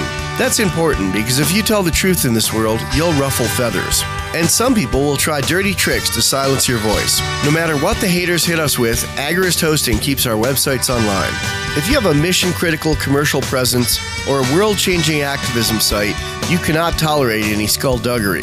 So go with agristhosting.com. Have a WordPress or blog site, but you're not satisfied with performance or uptime? Or just want raw hosting? Want to pay with Bitcoin? Agris Hosting specializes in high-performance hosting with personalized service. Go to agristhosting.com and click on the button that says Get Hosted. That's agristhosting.com. When you hear the word lobbyist, you probably think about greedy corporations, but not all lobbyists are the same. Some are fighting for the freedoms you hold dear. Liberty Lobby LLC is doing just that in New Hampshire, working hard to represent you, not some special interest group. You can help by going to libertylobby.info, where your contribution will give us the tools we need to ensure that your voice is heard. Visit libertylobby.info today to find out more. If you want to know the latest about Free Talk Live before we go on the air, all you need to decide is how you want it delivered. It's your choice. Visit news.freetalklive.com. You can get emailed announcements and participate in contests via our email updates list. Plus, we have a Twitter account that you can follow and a Facebook page where you can become a fan. So visit news.freetalklive.com to get news about Free Talk Live as soon as it's announced and the way you want it delivered at news.freetalklive.com. That's news.freetalklive.com. We have some good news. The indictments against Ross Ulbricht in the District of Maryland were dismissed with prejudice, meaning they can never be refiled. This is especially good because those indictments contain the only charge ever made that Ross engaged in murder for hire. This was a serious allegation that Ross Ulbricht denies. It was never prosecuted or ruled on by a jury, but was trumpeted by the federal government and the media as if it were proven fact. The Maryland court held these indictments for almost 5 years, poisoning Ross's case and leaving him under a cloud of unproven allegations. As explained in Ross's appeal to the Supreme Court, the fact that the judge used these allegations to give Ross a draconian sentence of double life without parole violated his Sixth Amendment right to a jury trial. Judges are required to issue sentences based on convictions decided by a jury, not unproven allegations never even charged at trial. Although this is a positive development, the dropped indictment will not set Ross free. Now, a presidential pardon is Ross's only hope of freedom. Sign the petition at freeross.org. freeross.org. What's up next? Visit the Liberty Radio Network program guide to find out at shows.lrn.fm. That's shows.lrn.fm.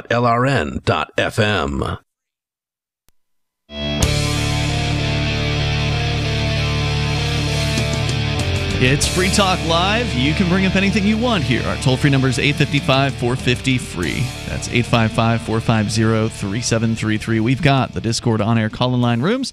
Just jump into one of those. There's 4 of them right there at the top of our Discord server. Join anyone you want. We'll see you in there, and we'll join you in it, and then we'll put you on the air. You'll be on sound almost like you're sitting here in the studio with me, Ian. Richie Rich. And Mark. And also want to make sure you know about Bitcoin.com. We were just talking a moment ago about Bitcoin, and there's a lot of confusion in the world of cryptocurrency, especially among people who've only heard about it sort of tangentially from somebody. They know Bitcoin exists. They know it's kind of a thing, but they don't know anything about it. What is Bitcoin? Well, get started over at Bitcoin.com. They've got the Bitcoin Academy there that'll teach you the basics about what makes Bitcoin different, what makes it so important, the reason why it is, in my opinion, and I'm not the only one on this, the most important change to money in generations, if not maybe hundreds of years. It's huge. Ever since the printing press. Because it puts the power of money in the hands of the average person. And it takes it out of the hands of the banks and the governments. And once you get into cryptocurrency, you'll see. Go to Bitcoin.com, get started there. Not only do they have the Bitcoin Academy, but they've also got information on how to choose a Bitcoin wallet, buy your first Bitcoin. And again, you can buy a fraction of a Bitcoin. You don't have to buy a whole Bitcoin.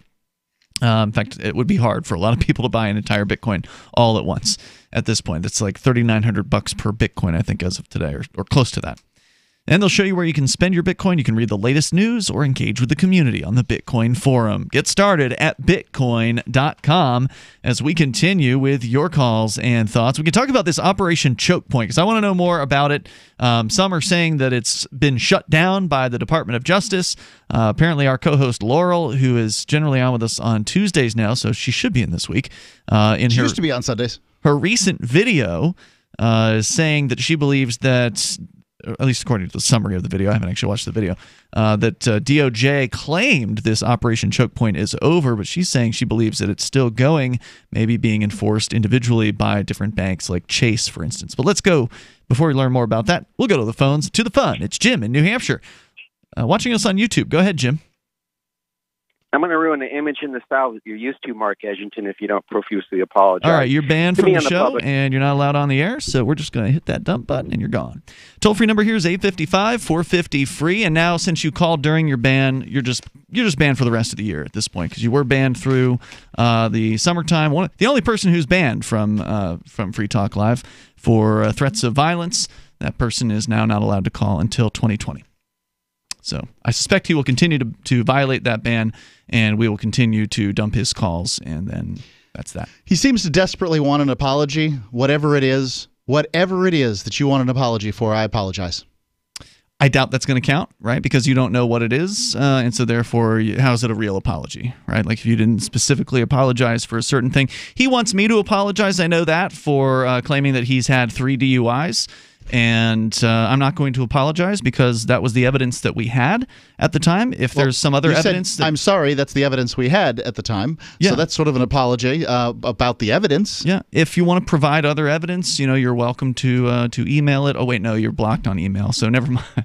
Well, if you hadn't been threatening all over the place. I suppose How about just get a life? He can go into the troll zone. That's right, yeah, you can go in the troll zone. I talked to you still in the troll zone. I talked to him on Saturday night when he called in. Last night he called to... Vincent Show. He's not banned from Vincent Show, so I talked to him on the air, and off the air when he continued to threaten to smash my head against the pavement or whatever it was that he was going to do to me. Repeatedly, over and over. He's going to smash somebody's head against the pavement. Yeah, he said he was going to come up in 24 hours, too, and get it done. Forgiveness comes from within. Yeah. Got to find a way to forgive himself. The funny thing is he claims to be a Christian. I'll bet. Yeah. Well, the Bible's pretty clear that the Christians display the fruits of the Spirit: love, joy, peace, kindness, goodness, faithfulness, gentleness, and self-control. Yeah. And it says that if a tree bears bad fruit, that it should be cut down and burned. So, what it's saying there is if you're, especially, I'm really pointing a finger here at Jim, but, you're not displaying those things. You're not a Christian. At least that's what the Bible says. I would agree. Let's go to Sarah in New Mexico. Sarah, you're on Free Talk Live. Go ahead. Hello. Sarah in New Mexico. Going once. Hello? Hi, we have you now. Go ahead. Can you hear me now? Yeah, we got you. Yep. Can you hear us? Sarah in New Mexico. Maybe she's having cell phone troubles. We're just going to put her back on hold, and we'll see if we can get that worked out. So this story coming from Forbes, Norbert Michael, the contributing writer over there, this is from November, so fairly recent. How do you shorten Norbert? Does his wife call him Norbert? Bert. Bert would be what I would guess. I mean, there's a name you just don't see that much anymore. Norbert? Last week brought new revelations regarding Operation Chokepoint, the Obama administration's effort to freeze politically disfavored businesses out of the financial system. Representative Blaine Luetkemeyer, who's from Missouri, helped lead a multi-year effort to shut the program down, highlighted some of these newest findings, and pointed out that stopping Operation Chokepoint is not a partisan issue. His legislation to prevent a redo of Chokepoint overwhelmingly passed the House with only 2 nay votes. It was an egregious affront to the rule of law, they claim. For those unfamiliar, it consisted of bureaucrats in several independent federal agencies taking it upon themselves to shut legal businesses such as payday lenders and firearms dealers out of the banking system. Given the nature of the U.S. regulatory framework, this operation was easy to pull off. Officials at the FDIC, Federal Deposit Insurance Corporation, for instance, simply had to inform the banks that they were overseeing that the government considered certain types of customers, quote, high risk, unquote. The mere implication of a threat was enough to pressure banks into closing accounts, because no U.S. bank wants anything to do with extra audits or investigations from the regulators. Yeah, this is what happens when you allow the government to get in bed with the banks. So you have this FDIC insurance. I mean, it sounds like a really great idea, right? Like you want your account covered up to $100,000, don't you? $250 now. They raised it. Okay, I'm sorry. I'm paying attention to it because I know the government's going to do whatever the hell the government wants to do if a bank fails. Right. So whatever. Will it cover you if the government decides to give your account a haircut? Nope, it won't. No, it sure won't. No, it won't do anything like that. It's just window dressing. It's not like they're actually doing anything with this. It's just them saying they're going to do things, and they don't actually have to do them. And now that they're in bed with the banks, well, they just decided we don't want you doing business with the the brothels and the casinos and the gun dealers and I don't know any of those XXX sites. Whatever it is, they don't want you doing it. See, and again, at this point, now that we have cryptocurrencies and alternatives to the banking system, who cares, right? At one point, if you wanted to run your business, you had to have a bank account. You had to have an account for deposit, to take your, revenue for the day. But we've evolved past that point. Well, we haven't yet, though. I mean, in theory, you could do what you're talking about, Richie. You can hook up Bitcoin, accept payments only in Bitcoin. But if you're a gun dealer, if you're Ruger or something like that, you're a manufacturer, you're a dealer, and all of a sudden you lose your banking access, well, good luck convincing all of your customers to switch over to Bitcoin. You're going to lose significant volume of sales. What could be done? Let's say, you pick a geographic area. Let's say Denver. Right? Pot businesses in Denver were having a difficult time getting banks at one point. All pot businesses. Right. Yeah. You could somebody could have opened a business with an armored car. All you need is an armored car and a gun license. Yep. Not that hard. Lots of people with gun licenses in Colorado, and an armored car, I've seen them for $2,500 on eBay. Damn. You've looked for armored cars on eBay? Yeah, for whatever reason, I just like. What did you have in mind? Just armored cars. Okay, just DeLorean. So, you go into the business, you get the bag of money, you accept their money in exchange for the Bitcoin, or Bitcoin Cash would be my preference, or a variety of other coins out there, but something they've heard of, and make the exchange. There they've got the cryptocurrency. They can put it in their wallet right then and take care of it, and then you take the cash out the door, and then you figure out some way to interface and deal with these companies. So this could absolutely have been done, and done easily. It just hasn't been. All right, let's continue here with more on this Operation, whatever they call it, Operation Chokepoint. That's what it was. Shutting down businesses that are politically insensitive. 855-450, free like freedom. Join us. Bitcoin.com is delighted to announce their latest partnership with the gift card specialists at eGifter. With many of the world's leading brands on their roster, it is now easier than ever to get the gift cards of your favorite brands with Bitcoin Cash. To get started, just follow these simple steps. Visit giftcards.bitcoin.com, pick the gift card you want, follow the instructions on your screen, and make your payment using your Bitcoin Cash wallet. Sit tight and your gift card will be delivered to you as soon as it's ready. That's giftcards.bitcoin.com. There are basically two types of advertising, direct response and branding. Radio's great for direct response with its low cost to listener ratio, but audio can't be beat for branding, which is a longer term endeavor. You want to be the first thing that someone thinks of when they think about your product or service. If you have a local business that you want kept top of mind in your community, call the station. If you need national reach, Free Talk Live's got around 200 radio stations, millions of monthly listening sessions, can suit all budgets, and if we don't think we're right for you, we'll tell you. Email me, mark@freetalklive.com. The United States of Empire is a book that claims the United States is the empire of the world. George Washington had warned us against foreign wars. The United States of Empire shows that World Wars I and II left England broken. Its former colony, the U.S., had to save the empire. Was there ever a vote? Who do we fight for? The deep state began with World War I. The United States of Empire by James Dunn. Available at Amazon Books.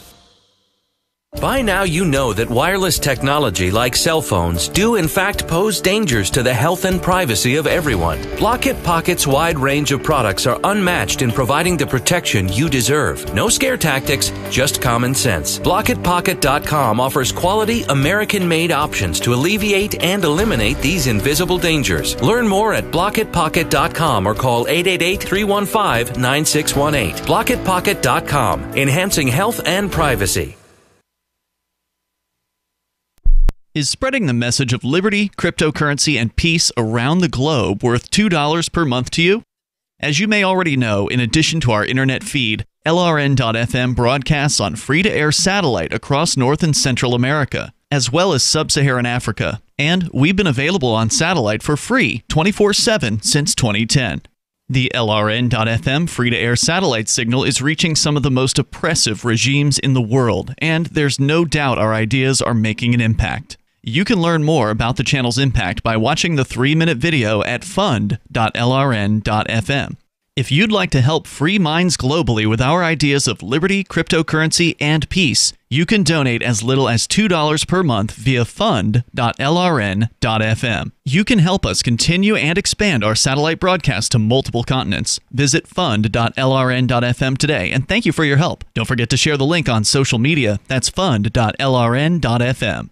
Some of you asked, and now we've delivered. LRN.FM's live Keene, New Hampshire studio shows are now streamed in HD on Twitch. Visit our channel at twitch.lrn.fm and give it a follow. If you have Amazon Prime, you get 1 free subscription on Twitch. If you use it on our channel, Twitch will give LRN.FM a monthly piece of your Prime subscription cost. So please watch, follow, share, and subscribe to twitch.lrn.fm. That's twitch.lrn.fm. Are you a cryptocurrency advocate? The Crypto Tip is the ideal outreach tool to help new people discover cryptocurrency. It's a printable business card-sized tip that you can give to service providers, preferably in addition to a good cash tip. When the server scans the QR code, it'll bring up an explanation of cryptocurrency, how to install a wallet, and allow them to claim the tip. If they don't claim the crypto, you get your tip refunded to you after a time period you specify. Plus, if they do claim the tip, you get an email alert. Create as many tips as you want at cryptotip.org. That's cryptotip.org. Join the LRN.FM Discord for live chat 24/7 at discord.lrn.fm. That's discord.lrn.fm. It's Free Talk Live. Dial on in toll free here. We're talking about the Operation Chokepoint, which one of our callers brought up. We weren't intending to talk about it, but it sounds interesting, so let's get into it. I mean, I think we kind of heard about this maybe off and on here and there, but I don't remember hearing the term Operation Chokepoint. I think so, but they love their little phrases. Well, apparently it was a real thing in the federal government that this was going on. Yeah. It was the FDIC was involved in informing banks, it's according to Forbes magazine, that certain types of customers like payday lenders or firearms dealers or marijuana businesses would be considered high risk. And now the claim is they're targeting conservative media as well. Now, again, I don't follow this story closely, and maybe Laura will have more to say about it on Tuesday night. But just to kind of give us the basics, we'll continue with the story here, and we'll also take your calls and thoughts. Our toll-free number is 855-450-FREE. That's 855-450-3733. And yes, we are on Twitch. That is where you can watch the show if you would like, at twitch.lrn.fm. That's our video streaming platform, the primary one. We're still on YouTube as well, but it's lower quality there. So the best quality is over on our Twitch channel, which we just hit 700 followers yesterday or late yesterday night or something like that. So thank you to everybody who is following us on Twitch. Definitely appreciate that. By no means are we a big show there, but we're there. And the more followers we have, the more likely more people will watch the episodes as they're happening, and the more people that watch them, the more people will be likely to find them. Because when you're featured, right, when we go on Twitch, or even if you're not featured, we've never been featured on Twitch to my knowledge, because if we were, we'd probably have a huge explosion in our chat room.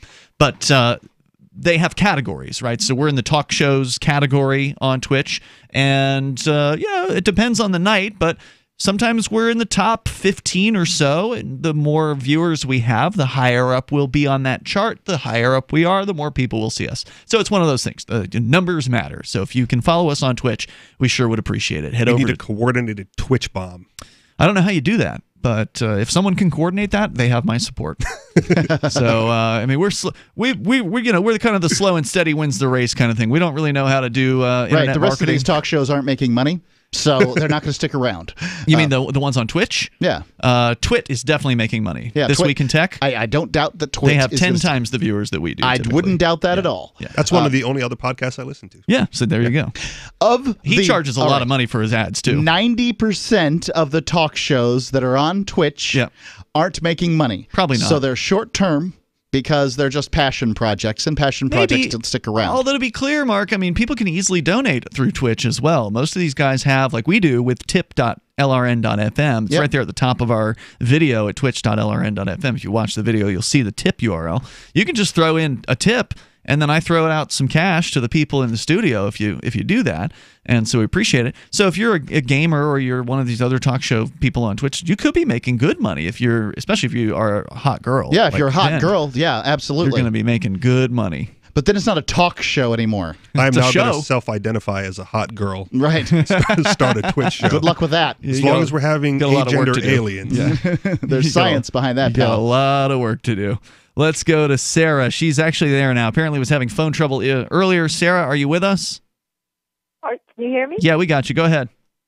Okay, well, you know what? Today's Sunday. I went to the Unitarian Church today, and I met quite a few people that they were very much in support of banning the cigarette for 21-year-old or less.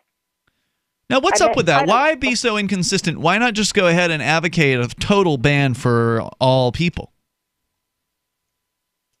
Well, I mean, that's what they're trying to do in Hawaii. Right. Of course, that's what I would like. That's what you'd like. Move to Hawaii. But it's all of these things are that I believe in small increments, like baby steps, one thing at a time. Baby steps to tyranny. Little bit at a Well, that's the only way you get it implemented fully. Sarah, so let me ask you this: you're for a ban on people over the age 18, under 21, under 18 being able to buy cigarettes, obviously, and we've had that for a very long time here in the United States. And the reality is that the vast majority of people who smoke started when they were younger than 18.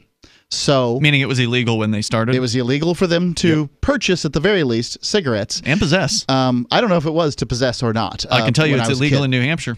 Okay, I don't know what the rules are now. If you look like you're under 21 in Keene, you will be stopped by the police. That's right, and that's the problem. Is now you're having people that are 22 have to show identification for having cigarettes, and that's a violation or whatever. But at this point, who cares if the government has to spend millions of dollars on a class action suit because they've been discriminating against people? By God, we got to stop a couple of people from getting cigarettes. But the reality is that cigarettes have been banned for people under the age of 18 for a very long time, and people under the age of 18 have been getting cigarettes. So this law isn't working, Sarah. Why do you want to spend my money on it? Well, you know what? It does matter to you. It seems like it makes no difference. But really you know what? It's like let's say 5,000 people. Let's say maybe 3,000 kids will pick up smoking habit, like here in New Mexico, on our state. Okay, if you raise it to 21, that's 3,000 less. But they're not going to wait to 21 because they didn't wait till 18. Yeah, well, they'll still be smoking at 14 and 15. People like Sarah and Chris Cantwell are on the same side on this particular mindset, by the way. Did you know you're on the side of the Nazis, Sarah? Well, the Nazis, I mean... politics makes for strange bedfellows. Okay, freedom is one thing, but when you Should have be the main freedom thing. that it bother and affect the health of other people, that's when the Cigarettes freedom really becomes no don't more affect the freedom. health of very many other people. They largely affect the people that consent to the smoking. Yes, there are kids in cars. And I think that, and certainly kids in households and stuff like that. And the bus stop that Sarah waits at. And I'm fine with it, Sarah. Like if you want to go tyranny, let's go tyranny for real. But I mean, here I am. Let's give out licenses for smoking. In order to get a license for smoking, you have to be spayed or neutered. Because I'm down with all of it.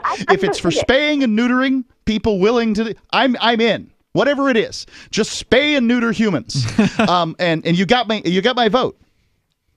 What do you think about that? Freedom is one thing, but the thing is, just keeps on they going. bother me.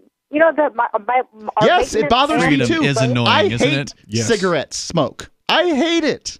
And you say that as a former smoker. I'm a former smoker, but I believe, Sarah, if you feel like going out and opening a bar and you want people to be able to smoke in your bar, you should be able to do that. But you can't do that in a lot of states in home of the free. Is your goal to ban everything that bothers you on a personal level? Well, I I hate soda pops too. Soda pop could be banned, but the thing is, if I could get small increments, one step at a time, if I could do just a little bit at a time, we raise the cigarette tax. If we could raise it up to 21 this year, we could raise it up to 30, in 5 more years. So I just believe in small increments add up to the big picture. Just like the Nazis. How's it feel? How's it feel to be just like Christopher Cantwell? Are you okay paying extra taxes to incarcerate all those violators? I do not know how much of the incarceration that they're going to do. No, they could just raise the cigarette tax and have the cigarette tax cover the incarcerations. Well, then they'll just sell cigarettes that aren't taxed. Well, then you can choke them to death, according to Sarah. Less people smoking. My goal is if there's less people smoking, fewer. Less people walking their dog and smoking cigarettes and aggravating me. My That's all about What's the name of this Sarah. person that's smoking cigarettes and walking their dog? Do they sound like they bother you a lot, Sarah? Sarah, thank you for the call tonight. I appreciate it. Good luck with your tyranny. I would consider staying indoors. If you were Sarah, you mean? Yeah, because then there's no one there to aggravate. Oh, then it's the neighbor next door who's smoking in their apartment. Man, you've got to be pent up to be upset about somebody smoking outside. Mm-hmm. I mean, you're just... You don't have enough things to worry about. Yeah. If you're worried about somebody smoking outdoors. Well, yeah, she doesn't have to worry about paying rent. And she was rallying Living in a support at the welfare house. Unitarian You said Church, something too. about her taxes. Sarah doesn't pay taxes. No, I didn't say anything about her taxes. I did. Oh, okay. Richie Gotcha, did. Yeah. So, and the point I wanted to make about the Nazis there was we had the Keene City Council here in little old Keene, New Hampshire, in all their wisdom, decided they wanted to pass one of these raise it to 21 things here in Keene, which of course means anybody under 21 has to drive to Swansea now in order to, or wherever outside of Keene to get their cigarettes, and then they have to conceal them while they're in Keene because, again, the police might approach them. Now, the police chief claimed they weren't going to be doing that, but that's, I'm sure, BS. Well, what's the point of making it illegal then? If you want to make it illegal to sell cigarettes to somebody under the age of 21, that makes, if you want to just it makes a lot more sense to just outlaw the sale to somebody under the age of 21. Because then you can go trick, go in there and trick the person working behind the counter and to selling cigarettes to somebody under the age of 21, and you can get them. I used to do that too. Yeah. Sell cigarettes? To underagers? Yep. Nice.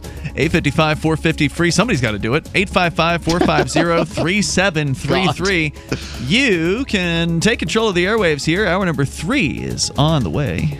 And join us on the radio. It's Free Talk Live Sunday show.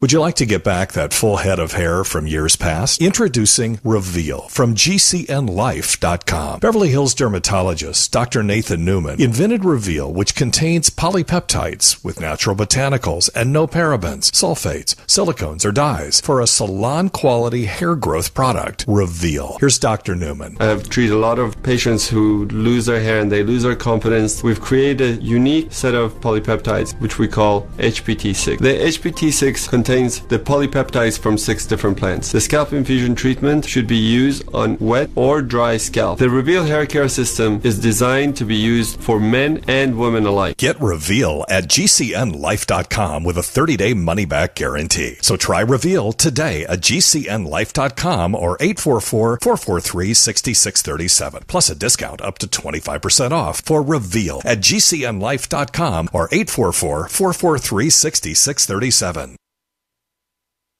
Are you tired of your taxes funding endless occupations around the world? Antiwar.com is run by people who understand that wars abroad become wars at home, wars on our freedoms. Antiwar.com is dedicated to bringing you the latest in news, views, interviews, and reviews from the top movers and shakers in the anti-occupation movement. Antiwar.com has it all, from thorough foreign policy analysis to interviews with whistleblowers who used to run the military-industrial complex. Anti-war, pro-free market. That's antiwar.com. So you've heard all 3 hours of the latest episode of Free Talk Live, and you're still hungry for liberty-oriented audio content? Did you know that we have another 24/7 audio stream at LRN.FM? The Liberty Radio Network airs the latest episodes of some of the best liberty-oriented podcasts on the internet around the clock. In addition to recorded content, you'll also hear live shows like Free Talk Live, originating from our Keene, New Hampshire studio. So listen anytime at LRN.FM. That's LRN.FM. You're listening to the live edition of Free Talk Live. Hour number 3 is next after the news here on the Liberty Radio Network at LRN.FM.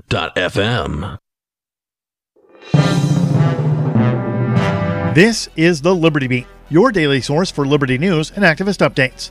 Produced in partnership with SNLS News and listeners like you.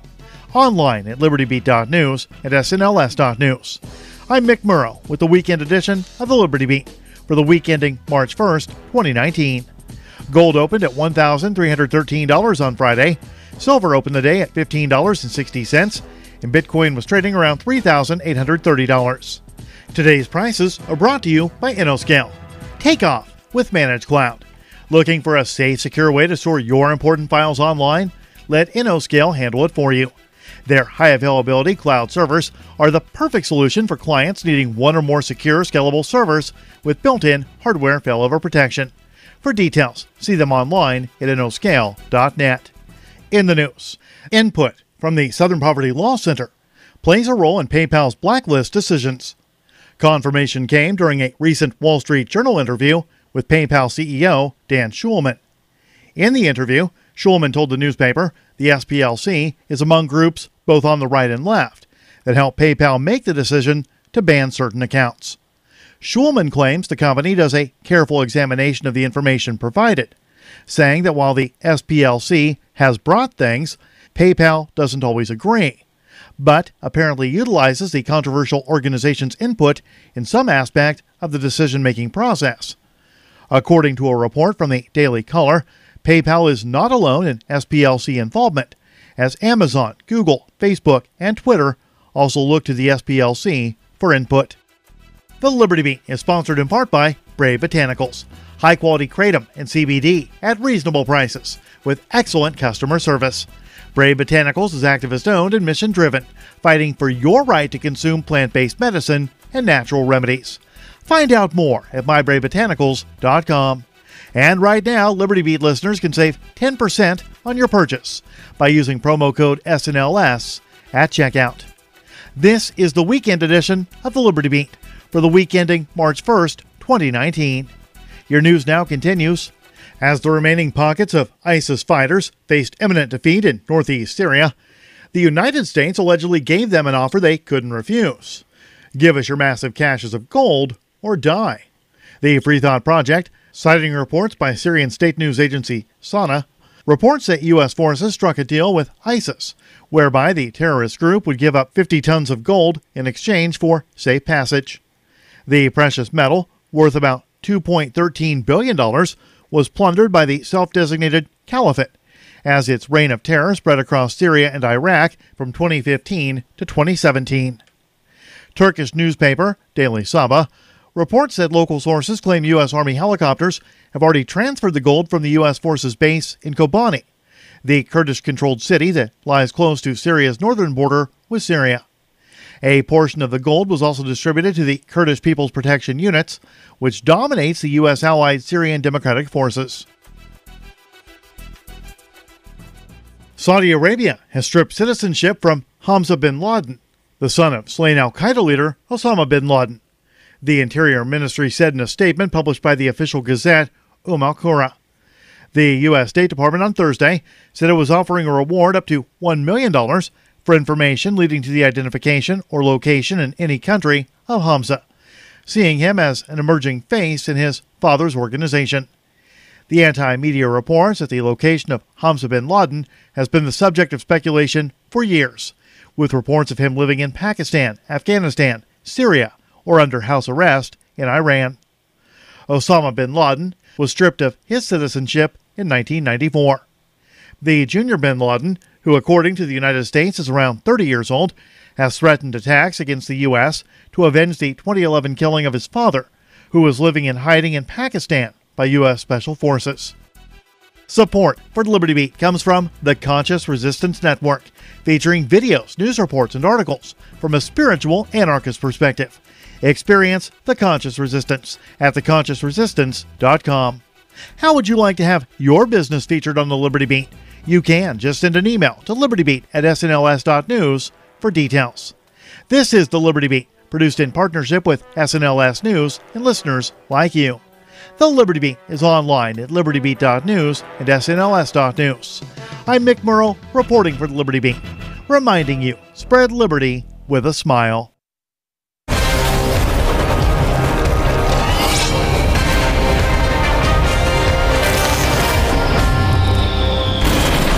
Welcome back to the War for the White House bunker. A troubling new report from the Shuttleworth Institute shows that due to Facebook, every potential candidate for the 2040 presidential race, no matter how smart or accomplished, is now completely unelectable. I'm standing in the 2012 Democrat Grid with Jason Copeland. Jason, walk us through this. Yeah, we're looking at really a political crisis. The Democrats are currently searching basements and creepy backyard sheds in search of somebody who was kidnapped at a young enough age that they have no online presence. That is a very interesting tactic. And the GOP has been looking at this young man. This is a 20-year-old Jeeves Jones. He's currently living in Appalachia with his fundamentalist Christian grandmother and no electricity. So Jeeves has no Facebook page? Jeeves does not. In fact, he's completely illiterate. And the Republican Party has begun grooming him for a possible candidacy in 2036. All right. Well, at least there's someone. Thank you, Jason Copeland. Thanks, Andrea.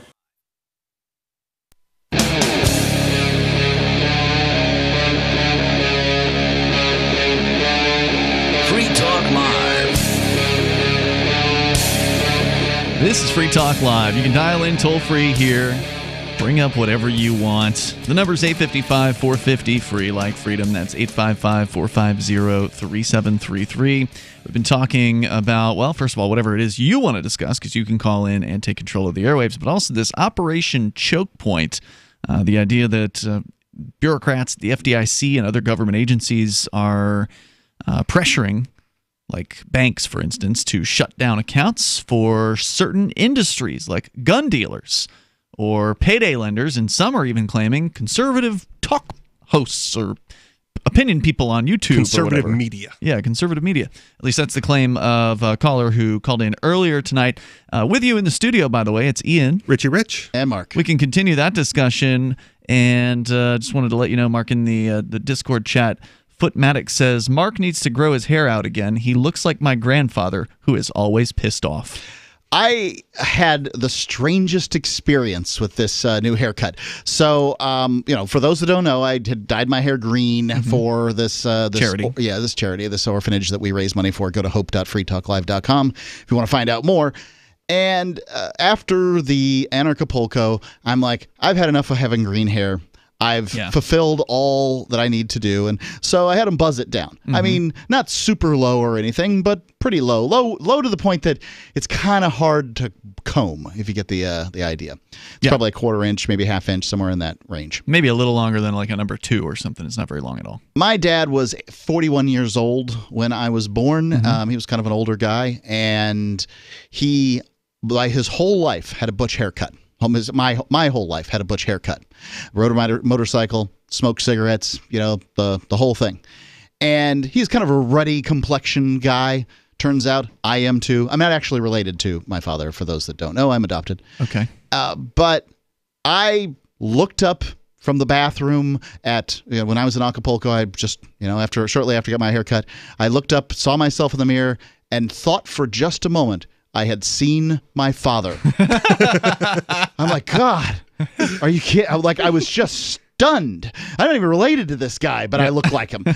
And I will not be keeping this butch haircut. It wasn't my preference to begin with. I was just sick of having green hair.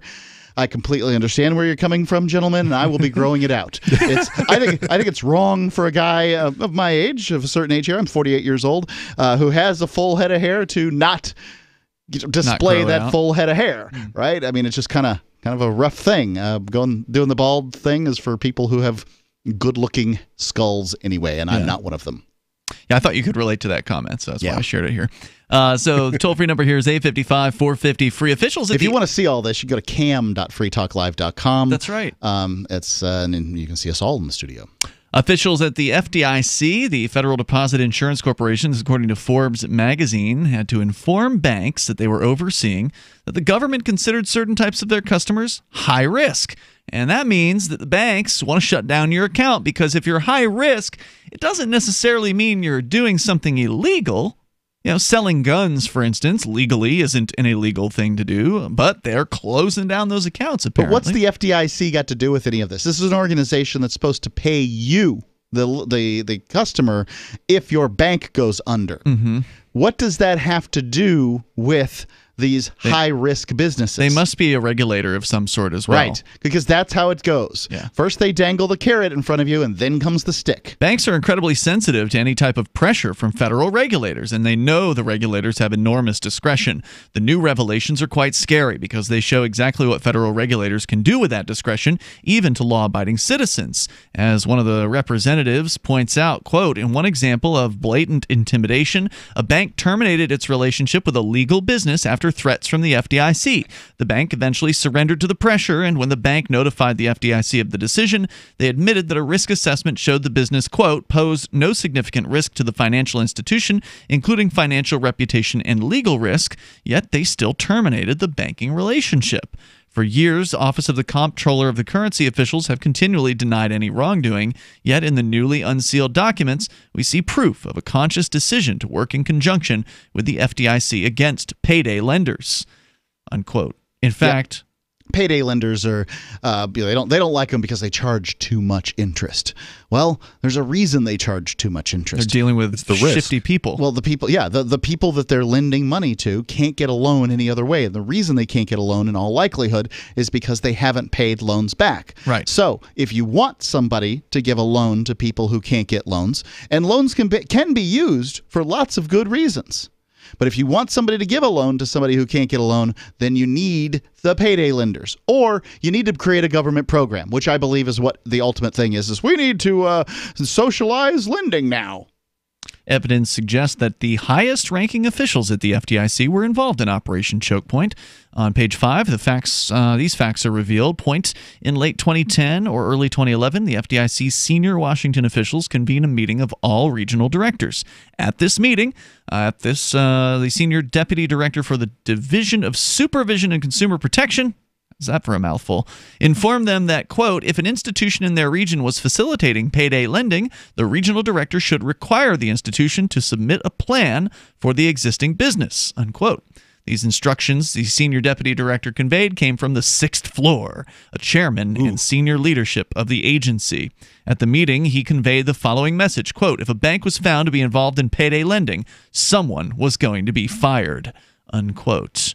Other sections of the unsealed document show that government officials undertook a concerted effort to stop bank owners from publicly revealing these regulatory shakedowns. For instance, we don't want to show that. We want the banks to be responsible, not us.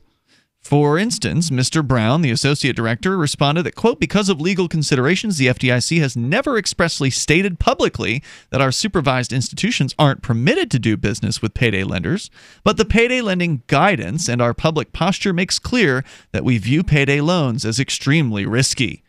Well, so do payday loan operators. Right. When Deputy Miller inquired whether this hostility extended to having a deposit relationship with a payday lender, in addition to offering payday loans directly, Brown responded that, quote, we're doing more legwork on this, unquote, but that when such a relationship had been considered previously, the chairman was unhappy about that type of arrangement. And then it just goes on with more of this purported evidence that this all was real and existed, and they don't really get into any of their targeting of the gun agencies, but I guess the idea is that if they were doing this to the payday lenders, then they could have done it to any other industry that were politically unpopular. Cryptocurrency aside, I've always said if you want to become the bank, starting a payday lending operation is probably the closest thing you'll come to it. They are banks. They're banks for people who are unbanked, essentially. It's a way for them to cash checks, and their paychecks in a lot of cases, and to get loans, and all the things that banks do, these payday lenders, they do them. That's what I'm saying. Like, I don't think me and you could ever, become First National of Keene or anything like that, but we could have... You can buy a bank. Okay. I mean, it's possible, but... you're probably right. If you're starting out the board of directors on a new bank, you don't want you and me on it. Yeah. That's for sure. In other news about this Operation Chokepoint from the side of the world of cryptocurrency, CCN, which I presume stands for Cryptocurrency News, .com has a story claiming that Operation Chokepoint, and this was written back in 2014, had driven 30 industries into Bitcoin. See? So they list some different categories that are being pursued by the Department of Justice: ammunition sales, cable box descramblers. Do those things still exist? Coin dealers, credit card schemes, credit repair services, dating services. Now, we definitely have seen that happen, right? Where they've targeted like the escorts, basically, or the websites which... That's not dating. No, I understand. But they targeted the websites that allowed people to post ads, not just Craigslist, but there were other ones that were... Backpage. That was it, Backpage. And they drove either those companies out of business entirely or drove them into the realm of only accepting cryptocurrency. And I've used Backpage for like Sure, buddy. Yeah. I mean, they were legitimate competitors. No, they had other things there, yeah, right? They were a legitimate competitor to Craigslist for a long time. Right. Are they even still in business? No. Or did they close down? They were shut down by the FBI. Right. All right. The toll-free number here is 855-450-FREE. Firearm sales, fireworks sales, get-rich products, lifetime guarantees, lottery sales, and a few more. Pharmaceutical sales, Ponzi schemes. More coming up here in moments. You can take control of the airwaves, bring up whatever's on your mind. We can talk about what's going on in Cuba. Did you know they've got a new constitution? It's Free Talk Live. Smart Cash is a peer-to-peer digital currency that is fast, secure, and easy to use. Smart Cash also features smart rewards, a price stabilization mechanism, and a way to encourage long-term holding. Long-term holders are key to the project's success. You can earn smart rewards on any address for which you hold the private keys, which holds at least 1,000 smart for 1 month and does not make any outgoing transactions during that time. Smart rewards are distributed every 47,500 blocks to all eligible addresses. Learn more at smartcash.cc. Do you operate a retail business and are looking for a solution for point-of-sale cryptocurrency acceptance? It's never been easier thanks to AnyPay.Global. There's no paperwork or approval process to open an account. If you already have a tablet at your cash register, you're almost done.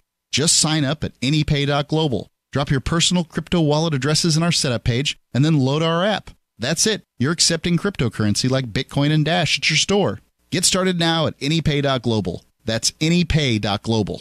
There are basically two types of advertising: direct response and branding. Radio's great for direct response with its low cost to listener ratio, but audio can't be beat for branding, which is a longer term endeavor. You want to be the first thing that someone thinks of when they think about your product or service. If you have a local business that you want kept top of mind in your community, call the station. If you need national reach, Free Talk Live's got around 200 radio stations, millions of monthly listening sessions, can suit all budgets, and if we don't think we're right for you, we'll tell you. Email me, mark@freetalklive.com. Bitcoin.com is delighted to announce their latest partnership with the gift card specialists at eGifter. With many of the world's leading brands on their roster, it is now easier than ever to get the gift cards of your favorite brands with Bitcoin Cash. To get started, just follow these simple steps. Visit giftcards.bitcoin.com, pick the gift card you want, follow the instructions on your screen, and make your payment using your Bitcoin Cash wallet. Sit tight and your gift card will be delivered to you as soon as it's ready. That's giftcards.bitcoin.com. This is the Onion Week in Review. Thousands of outraged meth addicts urged the federal government this week to address the nation's growing spider epidemic. During a marathon 72-hour meeting under the Roosevelt Bridge Monday, tweakers from across the nation drafted a 45,000-word proposal to kill all the acid-shooting spiders before they develop the powers of mind control or, God forbid, flight. We can't grow these spiders any longer. The government has to... There's a spider here!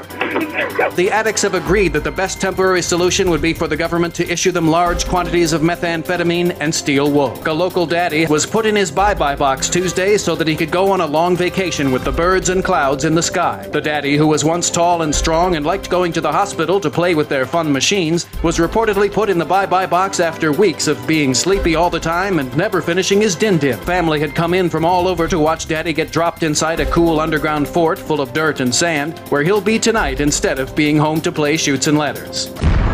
This is the Onion News Network. LRN.FM is proud to announce our official listening apps for Android and iOS devices. Now you can easily tune into our streams anywhere, anytime on your smartphone or tablet. Just visit apps.lrn.fm or search for LRN.FM in the Android or Apple app stores. Please download, rate us 5 stars, then share the link on your social media and let your friends and family know how you're listening to LRN.FM.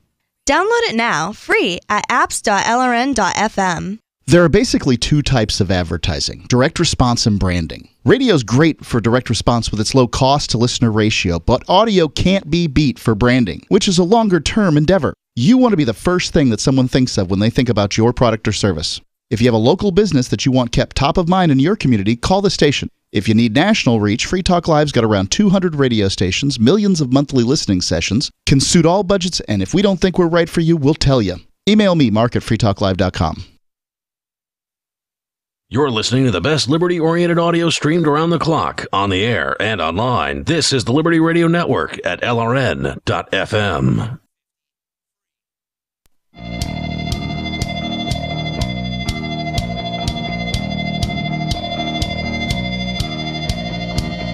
Free Talk Live. You can dial in toll free and bring up whatever you want. Our number is 855-450-FREE. That's 855-450-3733. Cuba then voted themselves a new constitution. Woo! Tell you about what that means coming up here in a little bit. With you tonight, it's Ian, Richie Rich, and Mark. And don't forget, we've got video clips now over at clips.freetalklive.com. We had them in the past, several years ago, and then, well, nobody's making money on it, so the person who was producing them stopped doing it. But we brought him out of retirement, and he's back at it now, and it's been great having video clips made out of Free Talk Live because it makes it easier to watch.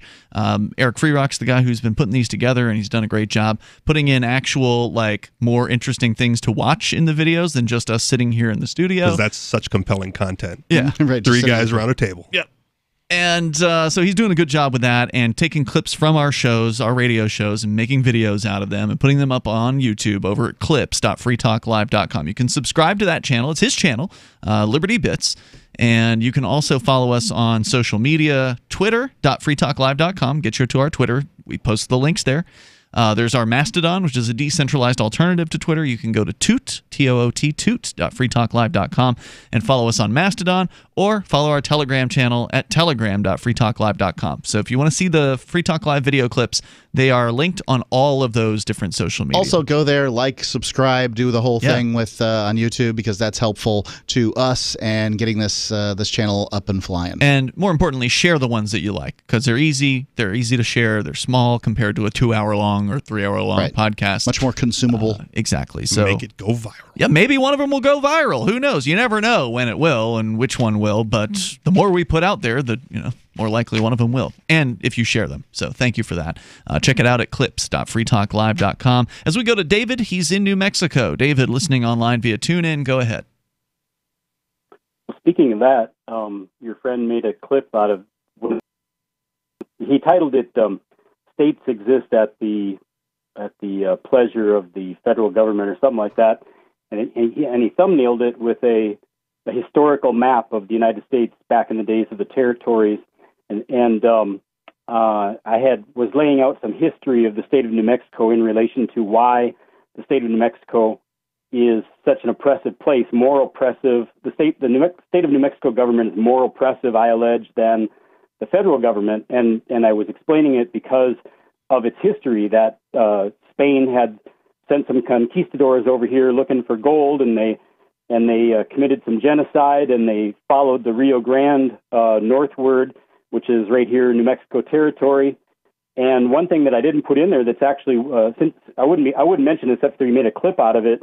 One thing that's very notable, but almost nobody knows, and it explains a lot, is a large percentage, and I don't know if that means 30% or 50% or 70%, but it was a large percentage of the Spaniards that came from Spain to Mexico and then ended up here in New Mexico. A large percentage of them were Sephardic crypto Jews, if you know what a crypto Jew is. A secret Jew. And they were secret Jews because they were persecuted in Spain and elsewhere in the Inquisition and at other times, and they volunteered or maybe were given options of, getting the hell out of here, meaning getting out of Spain to escape because the king and queen needed people that would volunteer to go to a dangerous, unknown location to seek gold for the empire, and they were motivated to escape the persecution, and so they ended up here in New Mexico as practicing Catholics,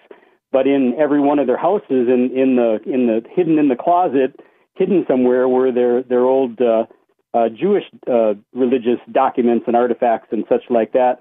And to this day, in fact, Eddie Aragon, the guy that runs the Cuba radio station here that carried your program for a while, he's a crypto Jew, has a crypto Jew ancestry, and he says as much on the radio.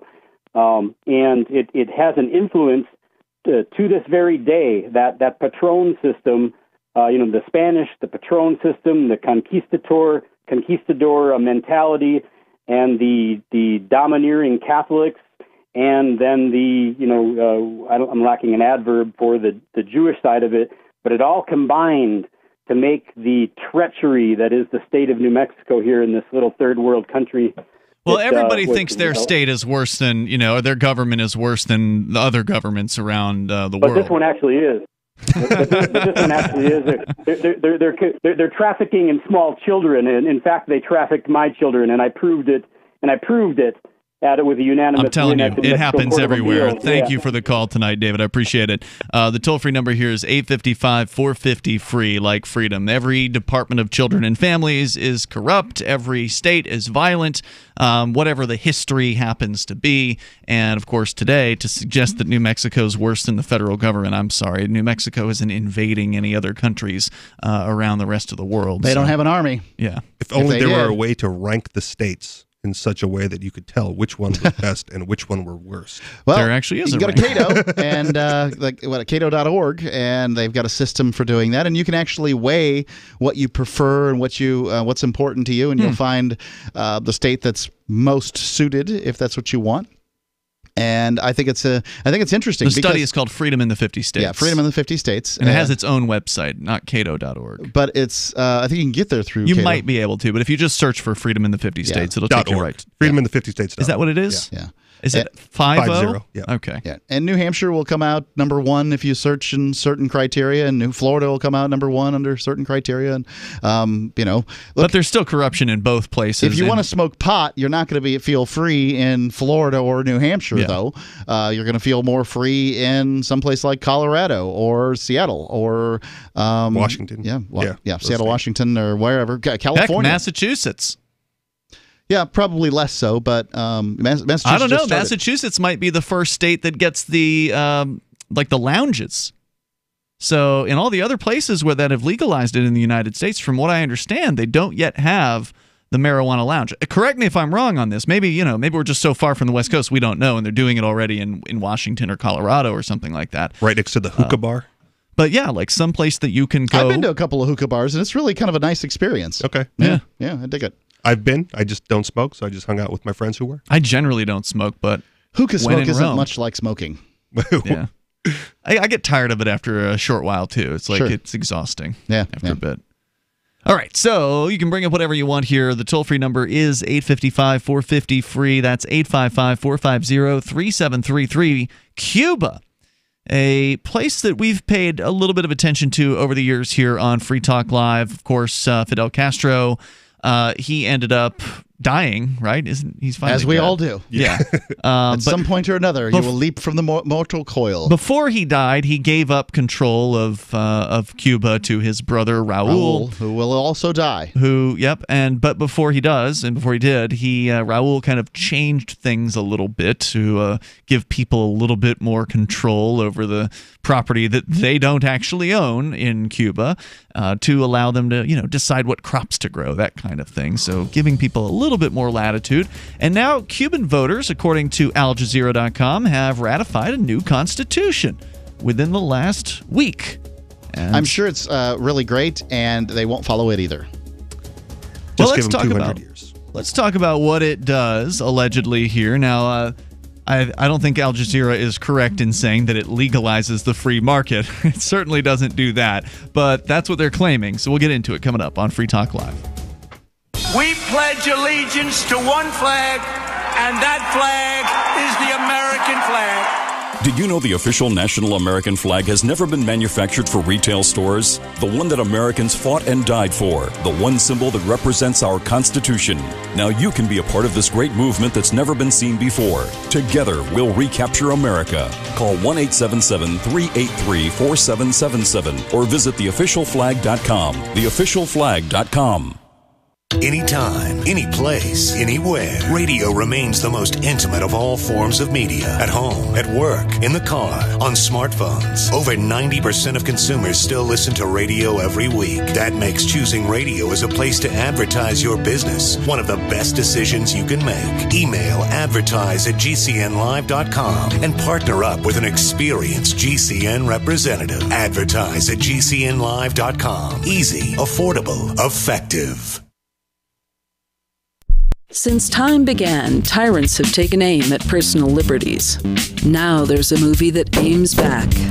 The government has no more right to tell us what to put in our bodies than they have to take our guns or tell us what books we can read. 6 drug police were eaten by bears while raiding a marijuana farm. On your knees, you dirty hippie! Jesus. On your knees! What's the problem, officer? Today, many cops who enforce pot laws do so only because it provides them with cushy jobs, good benefits, and a chance to push people around. I was an undercover narcotics officer. The drug war is nothing but a farce. The Second Amendment says you gotta keep you and your gat intact. Guns and Weed, The Road to Freedom. A film by Michael W. Dean and Nima Vadadi. DVD available now at gunsandweed.com or on Amazon. That's gunsandweed.com. Makes the perfect gift. Remember, that's gunsandweed.com. This Your Family Today tip is brought to you by Juicy Juice, 100% juice, providing a full serving of fruit in every 4 ounces. Visit us at juicyjuice.com. When it comes to nutrition, kids need both fruits and vegetables every day to stay healthy and grow. For the ideal mix, your kid should have at least 1.5 cups of any veggie or 100% veggie juice, and 1 cup of any fruit or 100% fruit juice a day. For more tips like these, visit us at parenthood.com/yourfamilytoday. There are lots of ways to listen to Free Talk Live. Our podcast has been around since podcasts began, and now the FTL feed is loaded with content besides our full show archives. Did you know that we make it easy for you to customize your podcast subscriptions? We have different feeds, one that includes only our full shows, one with just the Daily Digest, and one with just the Edgington Post. You decide what you listen to. It's quick and easy to customize your feeds at feeds.freetalklive.com. That's feeds.freetalklive.com. The Shire Free Church offers a sanctuary to those seeking an escape from state churches. The Shire Free Church is an interfaith, diverse group of people that may not share identical theological beliefs. As a member in or minister of the Shire Free Church, you are a sovereign individual and may be the faith of your choice. We don't claim to have all of the answers. We are open to all peaceful people. We want to learn from each other. What unifies the Shire Free Church and its diverse members is peace, love, and liberty. There are many paths to God, one for every individual. The Shire Free Church does not define a specific path beyond those parameters that must be your foundation. Peace as your way, love as your guide, and liberty as your light. Learn more at church.shiresociety.com. That's church.shiresociety.com. Do you love Twitter? Make sure you favorite the LRN.FM Twitter account so you can receive our tweets at twitter.lrn.fm. That's twitter.lrn.fm.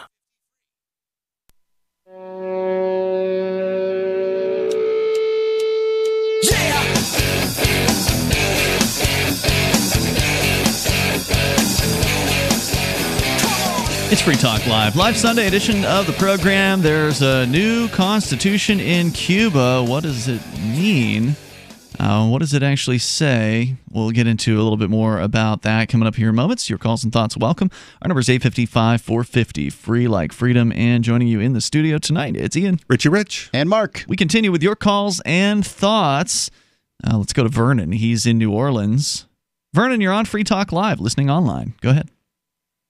So, back to the earlier in the show, you were talking about how transgender athletes were trying to accommodate those athletes so that they could participate and I guess make it fair in the Olympics. And for some reason, this discussion seemed to click something in my brain to where you all may actually have a problem with this. And I guess I didn't catch the end of the discussion as far as what do you all recommend as a solution? Because to me, with pretty much every topic you all ever talk about, it's like whatever you want to do goes. However you want to live goes. Fork Fest, everything is A-okay as long as it doesn't interfere with me. So for some reason, the stance that I was hearing tonight may go against that principle. And so I just wanted clarification on that. Oh, well, just because you think everybody should be able to do whatever it is they want so long as they don't harm anybody else doesn't mean you can't have an opinion about them doing the things that they want to do. It doesn't mean that, we can't have an opinion about what the Olympic rules are. It's their organization. They can do whatever they want. I don't watch the Olympics, but it doesn't have anything to do with their positions on transgender. I just find it boring. Yeah, I think that an organization that is non-governmental should be able to have whatever rules that organization wants. If you want my opinion on how organizations generally, athletic organizations, should handle this, I think they should have two divisions. They should have either one division that we either call women's or what I like to call XX. Because they should have to take a genetic test, and if they come out with 2 X chromosomes, they may participate in that particular division. If they do not have 2 X chromosomes, they then participate in the other division, which I will call open. At which point, you cannot dispute that everybody doesn't get an opportunity to participate as an athlete. The fact is that not all men are equal when it comes to athletics. I was born just simply not as athletic as your average guy, and I was never going to be in the Olympics. So the fact that somebody might have been born with 2 X and a Y chromosome or whatever doesn't mean that they are disadvantaged, because athletics is all about advantages and disadvantages from a genetic level and hard work. Yeah, and I kind of second their position. Just simply allowing them to not participate in the sex they identify with, which of course I agree with you would give them a disadvantage. No, not the sex they identify with. No. This is genetics. It's a genetic-based division. If you can supply... I'm saying you disagree with them participating with the sex they identify with, correct? Yes. I only say that there should be 2 divisions, and one division should be for people who can produce 2 X chromosomes and only 2 X chromosomes, and the other division is for people who produce a different chromosomal variant. Richie, it sounded like you wanted to share. Oh, I was agreeing with him. Yes, unlike Mark's solution, I proposed like the third division solution, which is genetically male, genetically female, and other, to keep the playing field as level as possible for all male participants, all female participants, and then those who self-identify as something other than one of those two. So should there be some sort of an enforcement mechanism if the person is caught, I don't even know how you could fake that kind of a test, but let's just pretend you could. And so you had someone that identified as a female that originally was a male, and they participate, and then they got caught later doing that. Should there be some sort of an enforcement mechanism to punish them? Yeah, that would be you don't get to be in the Olympics. Yeah, or you take get your DQ'd, gold medal. and the silver medalist gets the gold medal. Yeah, they take so they should strip them of their medal. Of course they could. Yeah. They've stripped a lot of people, including Jim Thorpe, the world's greatest athlete ever. They took his medals from him for simply playing baseball. Really? So to tie our discussion to a larger conversation, as long as it has to do with a private entity, you don't seem to have a problem with it. But when it comes to a government entity making these type of decisions, there is a problem. Is that what I'm hearing? Yeah, that's pretty much it, because a government entity demands that you pay it. Whereas the private entity does not demand that you participate in it. You can be an athlete without participating in the Olympics, if that's what you choose to do. But you might be paying for the Olympics through your cable bill, or if you have cable, of course, or your internet bill. I mean, a portion of that may go to that indirectly. And so, well, I'm sure that's true. Let's just pretend if there was some sort of indirect contribution to this private organization, would you then feel as though you have more of a right to say what they do? As a cable customer, I would feel like I have the right to stop having cable. But, I mean, the Olympics, I would agree with you. The Olympics is pervasive. But I still think they have a right to, make up their rules. Whereas the government, on the other hand, is just an organization of force. And that's an entirely different situation. You can't opt out of the government. Yeah, you can armchair quarterback anything you want. Mark, I'm so glad you're back. You bring balance to this show. Thank you all. You're welcome. Thanks for the call tonight, Vernon. I think we all are kind of in agreement on this. I know, but I have a unique ability on this show, Ian, to explain these ideas to people who are somewhat reticent and a little stiff-necked about them. Mm-hmm. You, on the other hand, are like, screw you and the government and all, and the horses you all rode in on, right? Like that's what your shtick is, and that's how you do it. And From my standpoint, that's not how I see it. I see these as organizations, and I think Vernon brings up a really interesting point that some organizations are really pervasive, but ultimately, you don't have to watch the Olympics, you don't have to use Facebook, you don't have to use Google. And you don't have to go to Cuba, but now maybe you'll want to. In fact, Mark, aren't you planning a trip down there? I am planning a trip to Google. Is that this year? Driving to Cuba, yes, this year. Oh, cool. That'll be interesting. Yep. The folks from Freedom Fest are actually putting on a Cuban tour, and I figured, well, if I'm going to go, I might as well go with those folks. Right on. It's going to be interesting because things are changing over there in Cuba. I mean, now you've got the United States has loosened the restrictions as of the Obama administration. That's true, but they always could do business with Canada. Sure. Yeah, so that's true. I mean, you could fly there from Canada too, right? Secretly or something like that in the past. Yeah, if you really wanted to. Extra steps. Yeah. If you wanted to get to Cuba as an American, you could have. You could have. Yeah.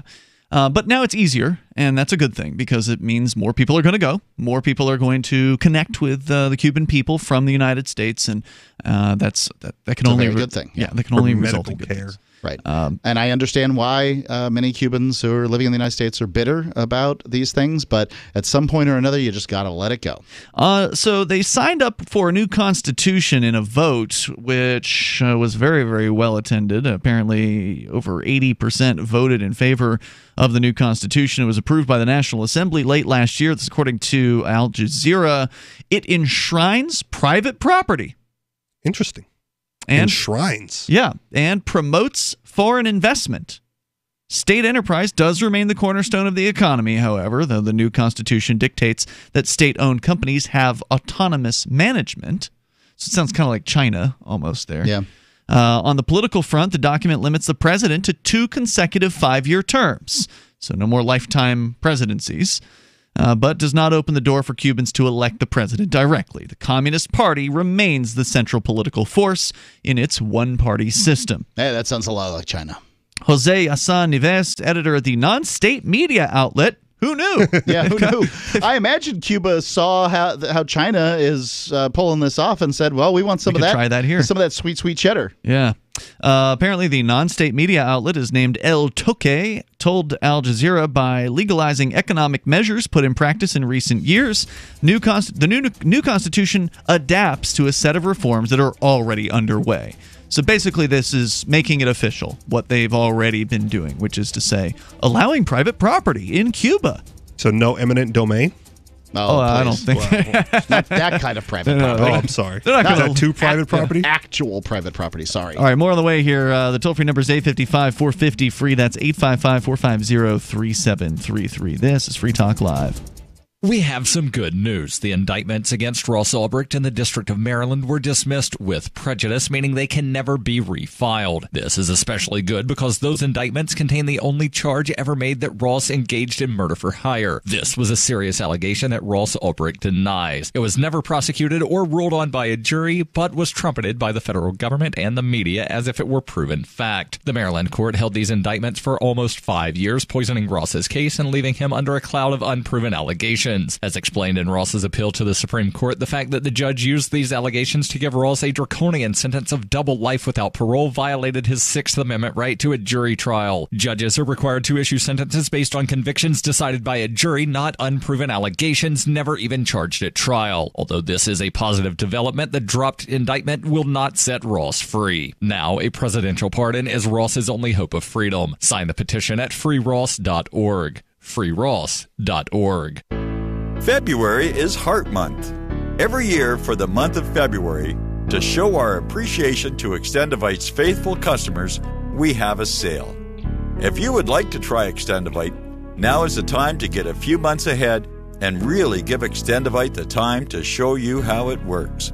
Most of Extendivite's long-term customers wait for this sale to stock up. People and doctors tell us about the unbelievable improvements that they have experienced in their overall health, not just the heart. Extendivite wants you to experience the power of these herbs. Get a 4-month supply for only $115 for either the capsules or tincture. Please take advantage of this once-per-year sale and get healthy for life. To order, call 1-877-928-8822 or visit heartdrop.com or find us on Amazon. Extend your life with Extendovite. Why did you move to the Shire? I moved here to the Shire because there's other people around who take liberty just as seriously as I do. I moved to the Shire because I saw videos of people challenging authority and thought that I could get support myself. It called to me, like, do this, right now. I wanted to be around people like me who got it, and once I got here, I knew there was nowhere else that I wanted to be. I've always wanted to change the world, so I moved to the Shire to join people who were actually working towards doing the same thing. The people here are awesome, loving, and positive. It was for the adventure and for the feeling of something important is happening here. And I just wanted to come to sort of be part of that. Visit ShireSociety.com to read and sign the Shire Society Declaration and learn the reasons why, if you love liberty, you should immigrate to the Shire. Plus, connect with others via the forum at ShireSociety.com. That's ShireSociety.com. LRN.FM now has a Discord. Discord is a free text and voice chat platform, and we now have our own server with a bunch of channels at discord.lrn.fm. You can join other listeners as they chat about various things during our live shows, or anytime, day or night. Discord software is available cross-platform, so you can have it on whatever device you want and take your chats anywhere. Join our Discord at discord.lrn.fm. That's discord.lrn.fm. What do you shop for that you could otherwise buy at Amazon? Pretty much everything, right? Amazon has competitive pricing and they deliver, and that's a big plus. If you could plan ahead in your shopping, would you be interested in saving up to 33%? There's a catch. You have to do your shopping in Bitcoin. But imagine those savings. It's like a huge raise. All you have to do is go to saveitpurse.com. We've saved thousands, and you can too. Plan ahead and save. Saveitpurse.com. You can put the Liberty Radio Network on the air in your area. Visit broadcast.lrn.fm to learn how. Broadcast.lrn.fm.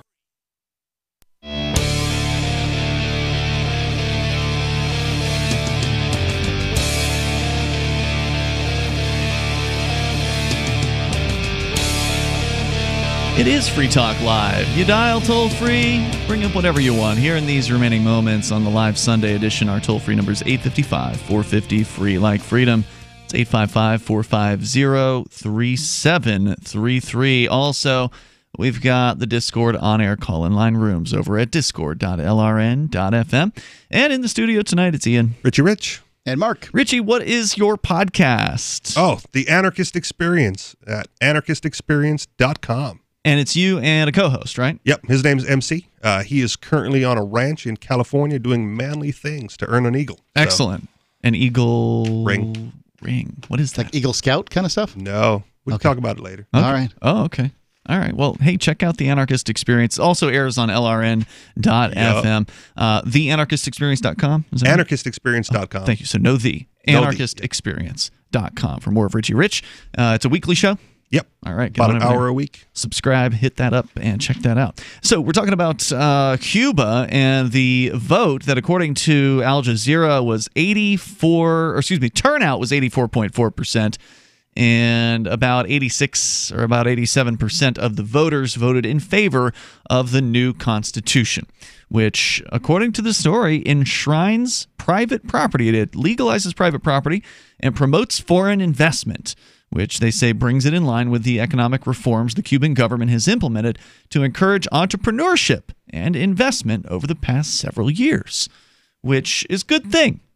So the next despotic government can take over all that investment in private property that they doled out. Well, I mean, certainly that could happen, but hopefully they won't kill the golden goose. Things have been pretty bad in Cuba from what we've read. Now, none of us have actually been there. Mark, you'll be going there later this year at some point.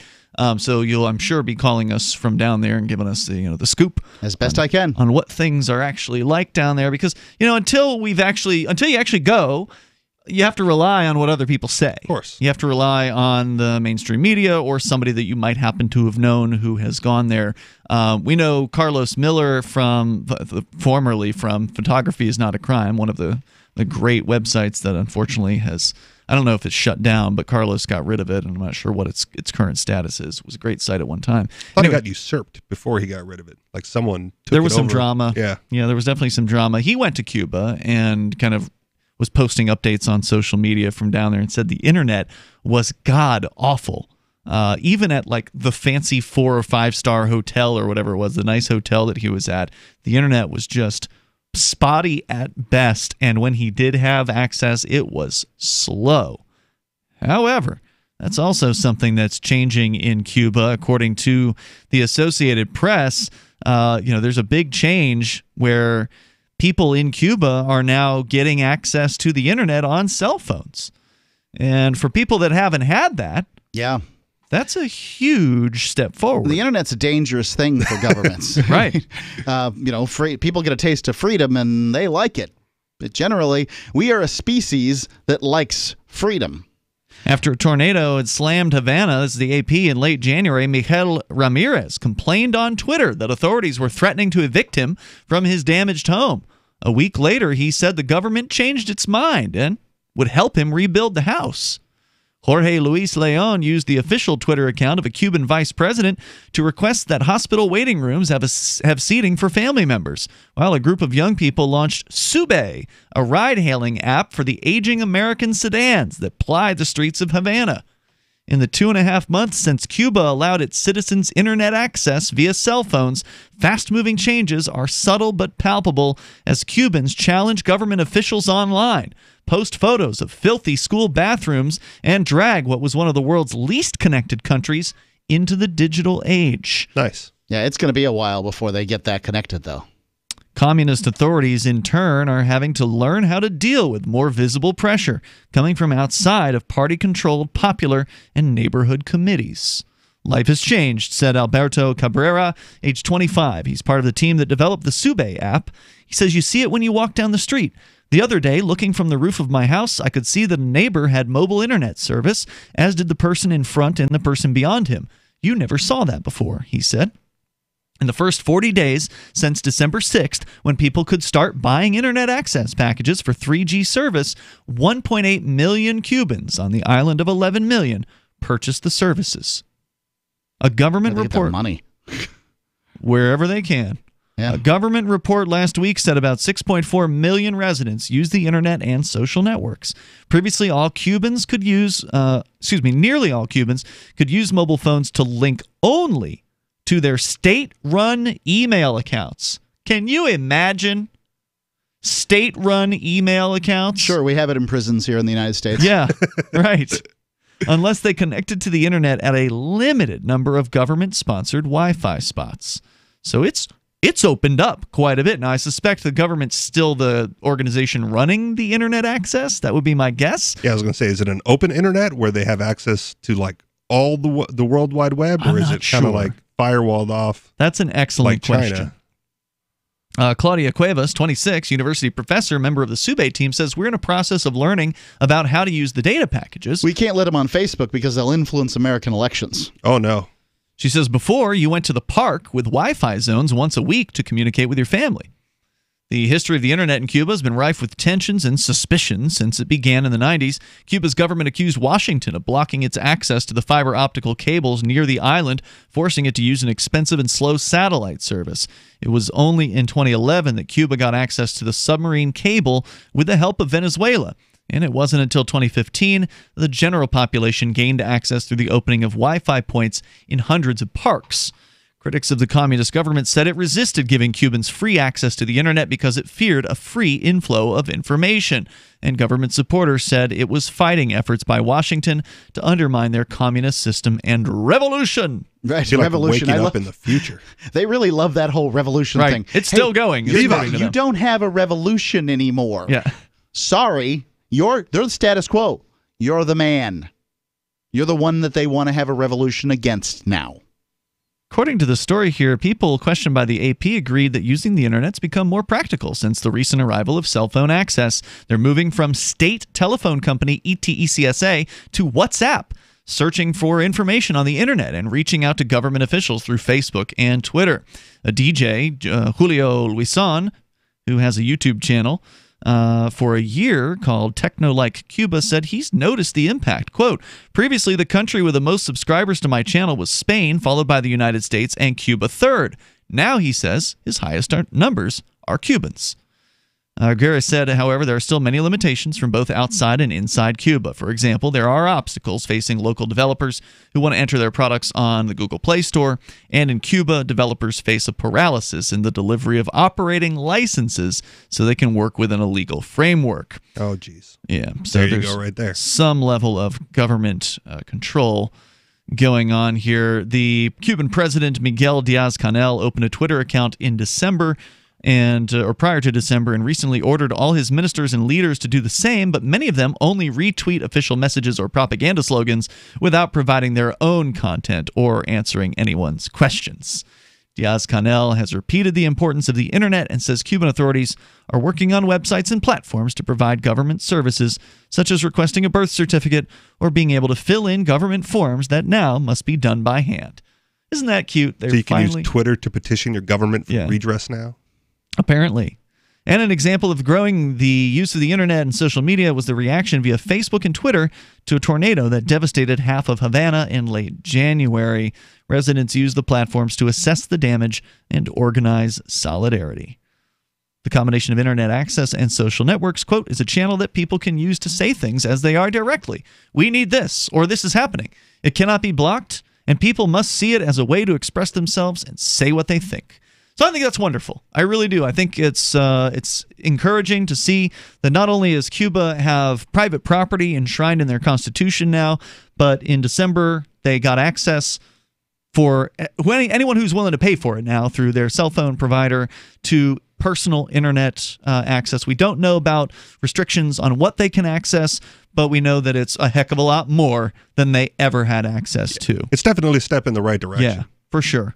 Yeah, I support it. I feel for Cubans that are alive today living in America whose property is owned by the Cuban government, controlled by the Cuban government, and they're angry. Never going to get it back. Sorry. They're just not. But there must be a way to return it to the original owner. Well, the original owner is probably not the Cuban who is complaining about it. It's probably some drop of Indian blood somewhere in some person. That's the difficulty with property. It's been around a long time, and lots of people have killed each other over it. And the funny thing is, I think we were talking about the rankings of economic and personal freedom, and I don't think Cuba was on that list. It was one of those countries that wasn't on the list. It's probably too complicated. Yeah. So, but it's still good news. Glad to see it happening. And we'll know more, I guess, Mark, when you get down there later on this year. More coming up tomorrow night. You can join us online in the meantime over at freetalklive.com. So the protection of life, liberty, and property is what the Free State Project is all about. But it's an effort to move 20,000 people who understand. It's about demonstrating to the entire country that, yeah, we can have a free market, a truly free market. Making it just a freer, great place to live. It's the world's largest voluntarist libertarian community, and it's only getting bigger. That's amazing, to be able to move to a place where other people passionately believe in being free and independent. What the Free State Project is managing to do, though, is to put their money where their mouth is. Physically getting up across the country and saying, let's go someplace and let's demonstrate the power of these ideas. There's a lot of kind of philosophy that surrounds liberty. There's a lot of thinking about it and talking about it. But here in New Hampshire, people are doing it. 101 Reasons Liberty Lives in New Hampshire, a documentary by Free State Project Early Movers. Watch it free at 101reasonsfilm.com. 101reasonsfilm.com. Looking for a great real estate investment? Consider New Hampshire, which is ground zero for the Liberty Movement. Your first call should be to Mark Worden from Porcupine Real Estate. He's more than just a real estate agent. He's your New Hampshire concierge. Where are the best places to live? Do you want farm, city, the burbs, or forest? Do you want a duplex or multifamily building so that renters pay your mortgage? There are homes in all price ranges in New Hampshire, and Mark can help with financing too. Invest in Liberty and property. Mark Worden can help. PorcupineRealEstate.com.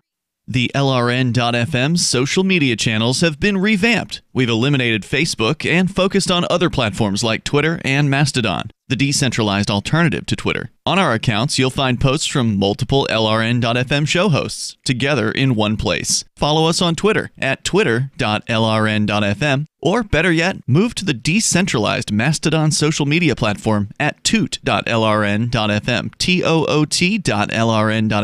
I think you'll like it. This is the Liberty Radio Network, broadcasting the latest liberty-oriented audio content 24 hours a day at LRN.FM. This is the Liberty Beat, your daily source for liberty news and activist updates. Produced in partnership with SNLS News and listeners like you. Online at libertybeat.news and snls.news. I'm Mick Murrow with the weekend edition of the Liberty Beat for the week ending March 1st, 2019. Gold opened at $1,313 on Friday. Silver opened the day at $15.60, and Bitcoin was trading around $3,830. Today's prices are brought to you by InnoScale. Take off with Managed Cloud. Looking for a safe, secure way to store your important files online? Let InnoScale handle it for you. Their high availability cloud servers are the perfect solution for clients needing one or more secure, scalable servers with built-in hardware failover protection. For details, see them online at innoscale.net. In the news, input from the Southern Poverty Law Center plays a role in PayPal's blacklist decisions. Confirmation came during a recent Wall Street Journal interview with PayPal CEO Dan Schulman. In the interview, Schulman told the newspaper the SPLC is among groups both on the right and left that help PayPal make the decision to ban certain accounts. Schulman claims the company does a careful examination of the information provided, saying that while the SPLC has brought things, PayPal doesn't always agree, but apparently utilizes the controversial organization's input in some aspect of the decision-making process. According to a report from the Daily Caller, PayPal is not alone in SPLC involvement, as Amazon, Google, Facebook, and Twitter also look to the SPLC for input. The Liberty Beat is sponsored in part by Brave Botanicals, high-quality kratom and CBD at reasonable prices with excellent customer service. Brave Botanicals is activist-owned and mission-driven, fighting for your right to consume plant-based medicine and natural remedies. Find out more at myBraveBotanicals.com. And right now, Liberty Beat listeners can save 10% on your purchase by using promo code SNLS at checkout. This is the weekend edition of the Liberty Beat for the week ending March 1st, 2019. Your news now continues. As the remaining pockets of ISIS fighters faced imminent defeat in northeast Syria, the United States allegedly gave them an offer they couldn't refuse. Give us your massive caches of gold or die. The Free Thought Project, citing reports by Syrian state news agency Sana, reports that U.S. forces struck a deal with ISIS, whereby the terrorist group would give up 50 tons of gold in exchange for safe passage. The precious metal, worth about $2.13 billion, was plundered by the self-designated Caliphate, as its reign of terror spread across Syria and Iraq from 2015 to 2017. Turkish newspaper Daily Sabah reports that local sources claim U.S. Army helicopters have already transferred the gold from the U.S. forces base in Kobani, the Kurdish-controlled city that lies close to Syria's northern border with Syria. A portion of the gold was also distributed to the Kurdish People's Protection Units, which dominates the U.S. allied Syrian Democratic Forces. Saudi Arabia has stripped citizenship from Hamza bin Laden, the son of slain al-Qaeda leader Osama bin Laden. The Interior Ministry said in a statement published by the official gazette Al-Qura. The U.S. State Department on Thursday said it was offering a reward up to $1 million for information leading to the identification or location in any country of Hamza, seeing him as an emerging face in his father's organization.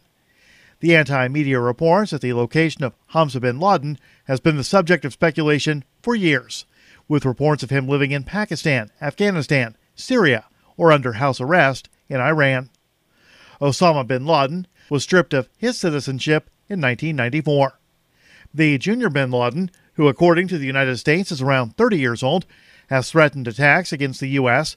to avenge the 2011 killing of his father, who was living in hiding in Pakistan by U.S. Special Forces. Support for the Liberty Beat comes from the Conscious Resistance Network, featuring videos, news reports, and articles from a spiritual anarchist perspective. Experience the Conscious Resistance at theconsciousresistance.com. How would you like to have your business featured on the Liberty Beat? You can just send an email to libertybeat@snls.news for details. This is the Liberty Beat, produced in partnership with SNLS News and listeners like you. The Liberty Beat is online at libertybeat.news and snls.news.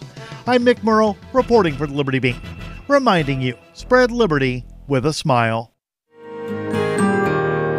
So the protection of life, liberty, and property is what the Free State Project is all about. But it's an effort to move 20,000 people who understand. It's about demonstrating to the entire country that, yeah, we can have a free market, a truly free market. Making it just a freer, great place to live. It's the world's largest voluntarist libertarian community, and it's only getting bigger. That's amazing. To be able to move to a place where other people passionately believe in being free and independent. What the Free State Project is managing to do, though, is to put their money where their mouth is.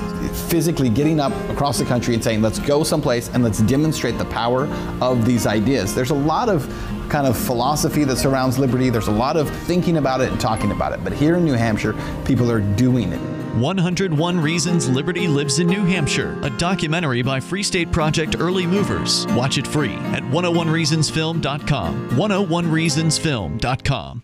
Did you know we've taken our LRN.FM telephone listen line to a new level with the LRN.FM audio on demand line? Now you can call 712-770-8447 anytime and listen to LRN.FM's live feed. And you can listen to a bunch of our original shows on demand. Long distance fees may apply. Just dial 712-770-8447 and choose from the menu. 712-770-8447. The new 4th edition of Healing Our World, The Compassion of Libertarianism will take your understanding of liberty to a deeper level and has over 1,300 updated references, new cartoons, and a foreword by Dr. Ron Paul. With discounts for multiple book purchases, the 4th edition of Healing Our World is a great gift for the liberals, pragmatists, environmentalists, and Christians in your life who think libertarianism is cold-hearted. Get yours today at healing.freetalklive.com and use promo code FTL for a $5 discount. Help get LRN.FM into more ears. Visit promote.lrn.fm for a free bumper sticker, flyers, banners, graphics, and more. Promote.lrn.fm. The latest edition of The Tatiana Show is next on the Liberty Radio Network at LRN.fm. Get more at TatianaMorose.com. Hi, everyone. I was really happy to be a part of my friend Tone Vase's event, Unconfiscatable, in Las Vegas. It's the first of many to come and featured a ton of great speakers. I'll be putting out extra episodes over the next few weeks featuring the people I met there. So feel free to share these episodes on your socials, follow us, leave a review on iTunes, tell a friend, and check out thetatianashow.com for more episodes. Hey there, it's time for the show, The Tatiana Show, where you make friends and talk life and crypto.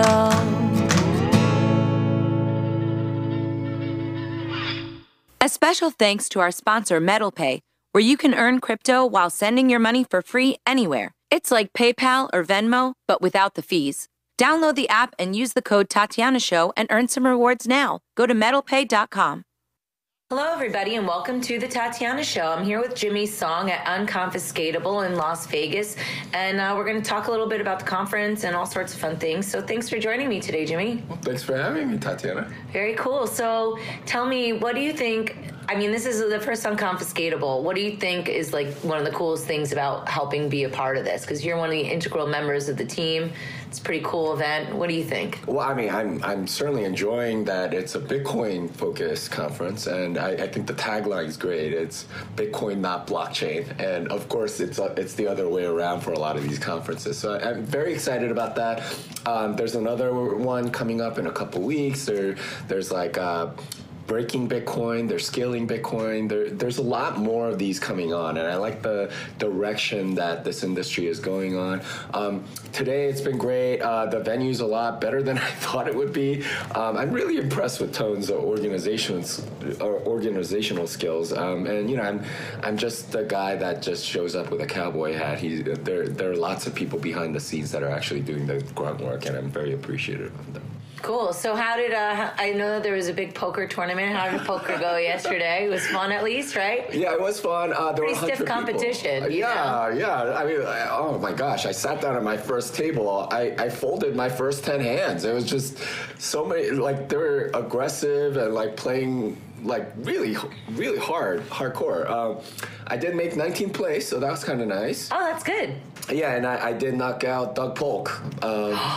So he's a famous poker player for people that don't know. YouTuber, his videos are hilarious. I love his poker videos, and that's like my one indulgence on YouTube. But he's, I knocked him out. I had Ace Jack versus his Ace King, and I somehow still won. I don't really know how, but it was fun. So I really enjoyed it.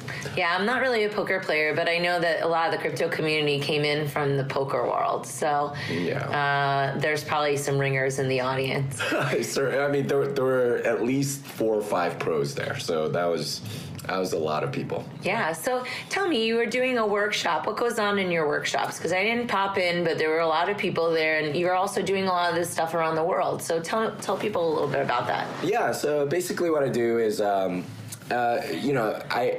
know what it's like to be a developer trying to transition into the space, right? There's a lot of stuff that you have to learn, and it's not obvious how to get started on that, because you try to learn about what Bitcoin is, it's just too big a topic, and you can't. It's hard to know where to get started. So I designed this course a few years ago as a way to train some of my colleagues back when I was at Paxos, and since then, the materials evolved significantly. But the idea is to get people that don't know much about Bitcoin but do know about programming to the point where they can actually program stuff around Bitcoin and give them enough mental hooks to hang some of the knowledge that they're gaining and organize it in a reasonable fashion. And it's 2 days of very intense training. And a lot of my students have said that they wish it were much longer so they'd have more time to absorb it. But, unfortunately, I can't do it for that long without, like, seriously compromising some time with my family or something. So, yeah, that's the direction. Cool. So I don't know. So I don't know very much about programming, but after those 2 days, how do they actually get involved in the community? Are they just, just start adding to, Bitcoin, go for it? Like, how does that work? Yeah, it's like, let me go change the consensus algorithm after I've taken Jimmy's class. Oh, no, it's not like that. There's like anything, right? Like any job or any career, you sort of have to start at the bottom a little bit and work your way up. And in any meritocracy, as you gain reputation and things, you can climb up, and people will give you more and more opportunities. So I've had a lot of students that have gone on to, certainly a lot of different companies, but some of them are pretty popular on Medium. Some of them are doing podcasts, some of them are running boot camps, a lot of them are being like CTOs of startups and things like that. So, it really depends. And, it's really, you can go as far as you want, but it's not necessarily easy. So do you have this course in an online version? Because maybe somebody can't meet you in your various different places where you're going. Have you thought about something like that? Yeah, absolutely. And I'm in the middle of trying to convert my course to an online offering. Yeah, it's not so easy, though, because you have to, get the right video tools and have the right platform, but it is in the works, and I hope to have that and have some sort of a more advanced class for in-person and have that as a requirement before you can attend the more advanced course, something like that. Do you have any kind of certification, or have you thought about working with any kind of organization that does certification in this type of thing? No, I don't like centralized power. So what I do is I do a PGP signed certificate, which and they're all available on my website if you know the URL, and I give that URL just to the person, and if they want to give it to an employer, here's my certificate. I took Jimmy's course, and here's Jimmy's PGP signature. This is like. Do they get graded? No, it's more or less pass fail. Yeah. Oh, okay. Yeah. Does anybody ever fail? I've had people not show up on the second day, so they don't get a cert. Yeah. Oh, okay. Yeah. Well, that's okay. Yeah. So what are you excited about in 2019? What do you think is big for Bitcoin? I think the big thing is the semi-capitulation. You want a lot of those malinvestments to go away, right? And right now there's a ton of malinvestments still. I mean, there's 10 coins still, other than Bitcoin, that have over $1 billion market cap. Some of those projects just need to capitulate first. And until that happens, I don't think we're really out of that yet. But I also think that's a very good thing, because weeding out a lot of the cruft is exactly what you need to happen in order to really be anti-fragile. And sort of shaking that out with the volatility a little bit is not a bad thing. And that's I think going to be a big story of 2019, is the continued sort of bear market, possibly turning maybe sometime in the middle, and of course getting ready for 2020, the halving. I think we're 70,000 blocks away, which is kind of crazy, but yeah, it's happening. Yeah.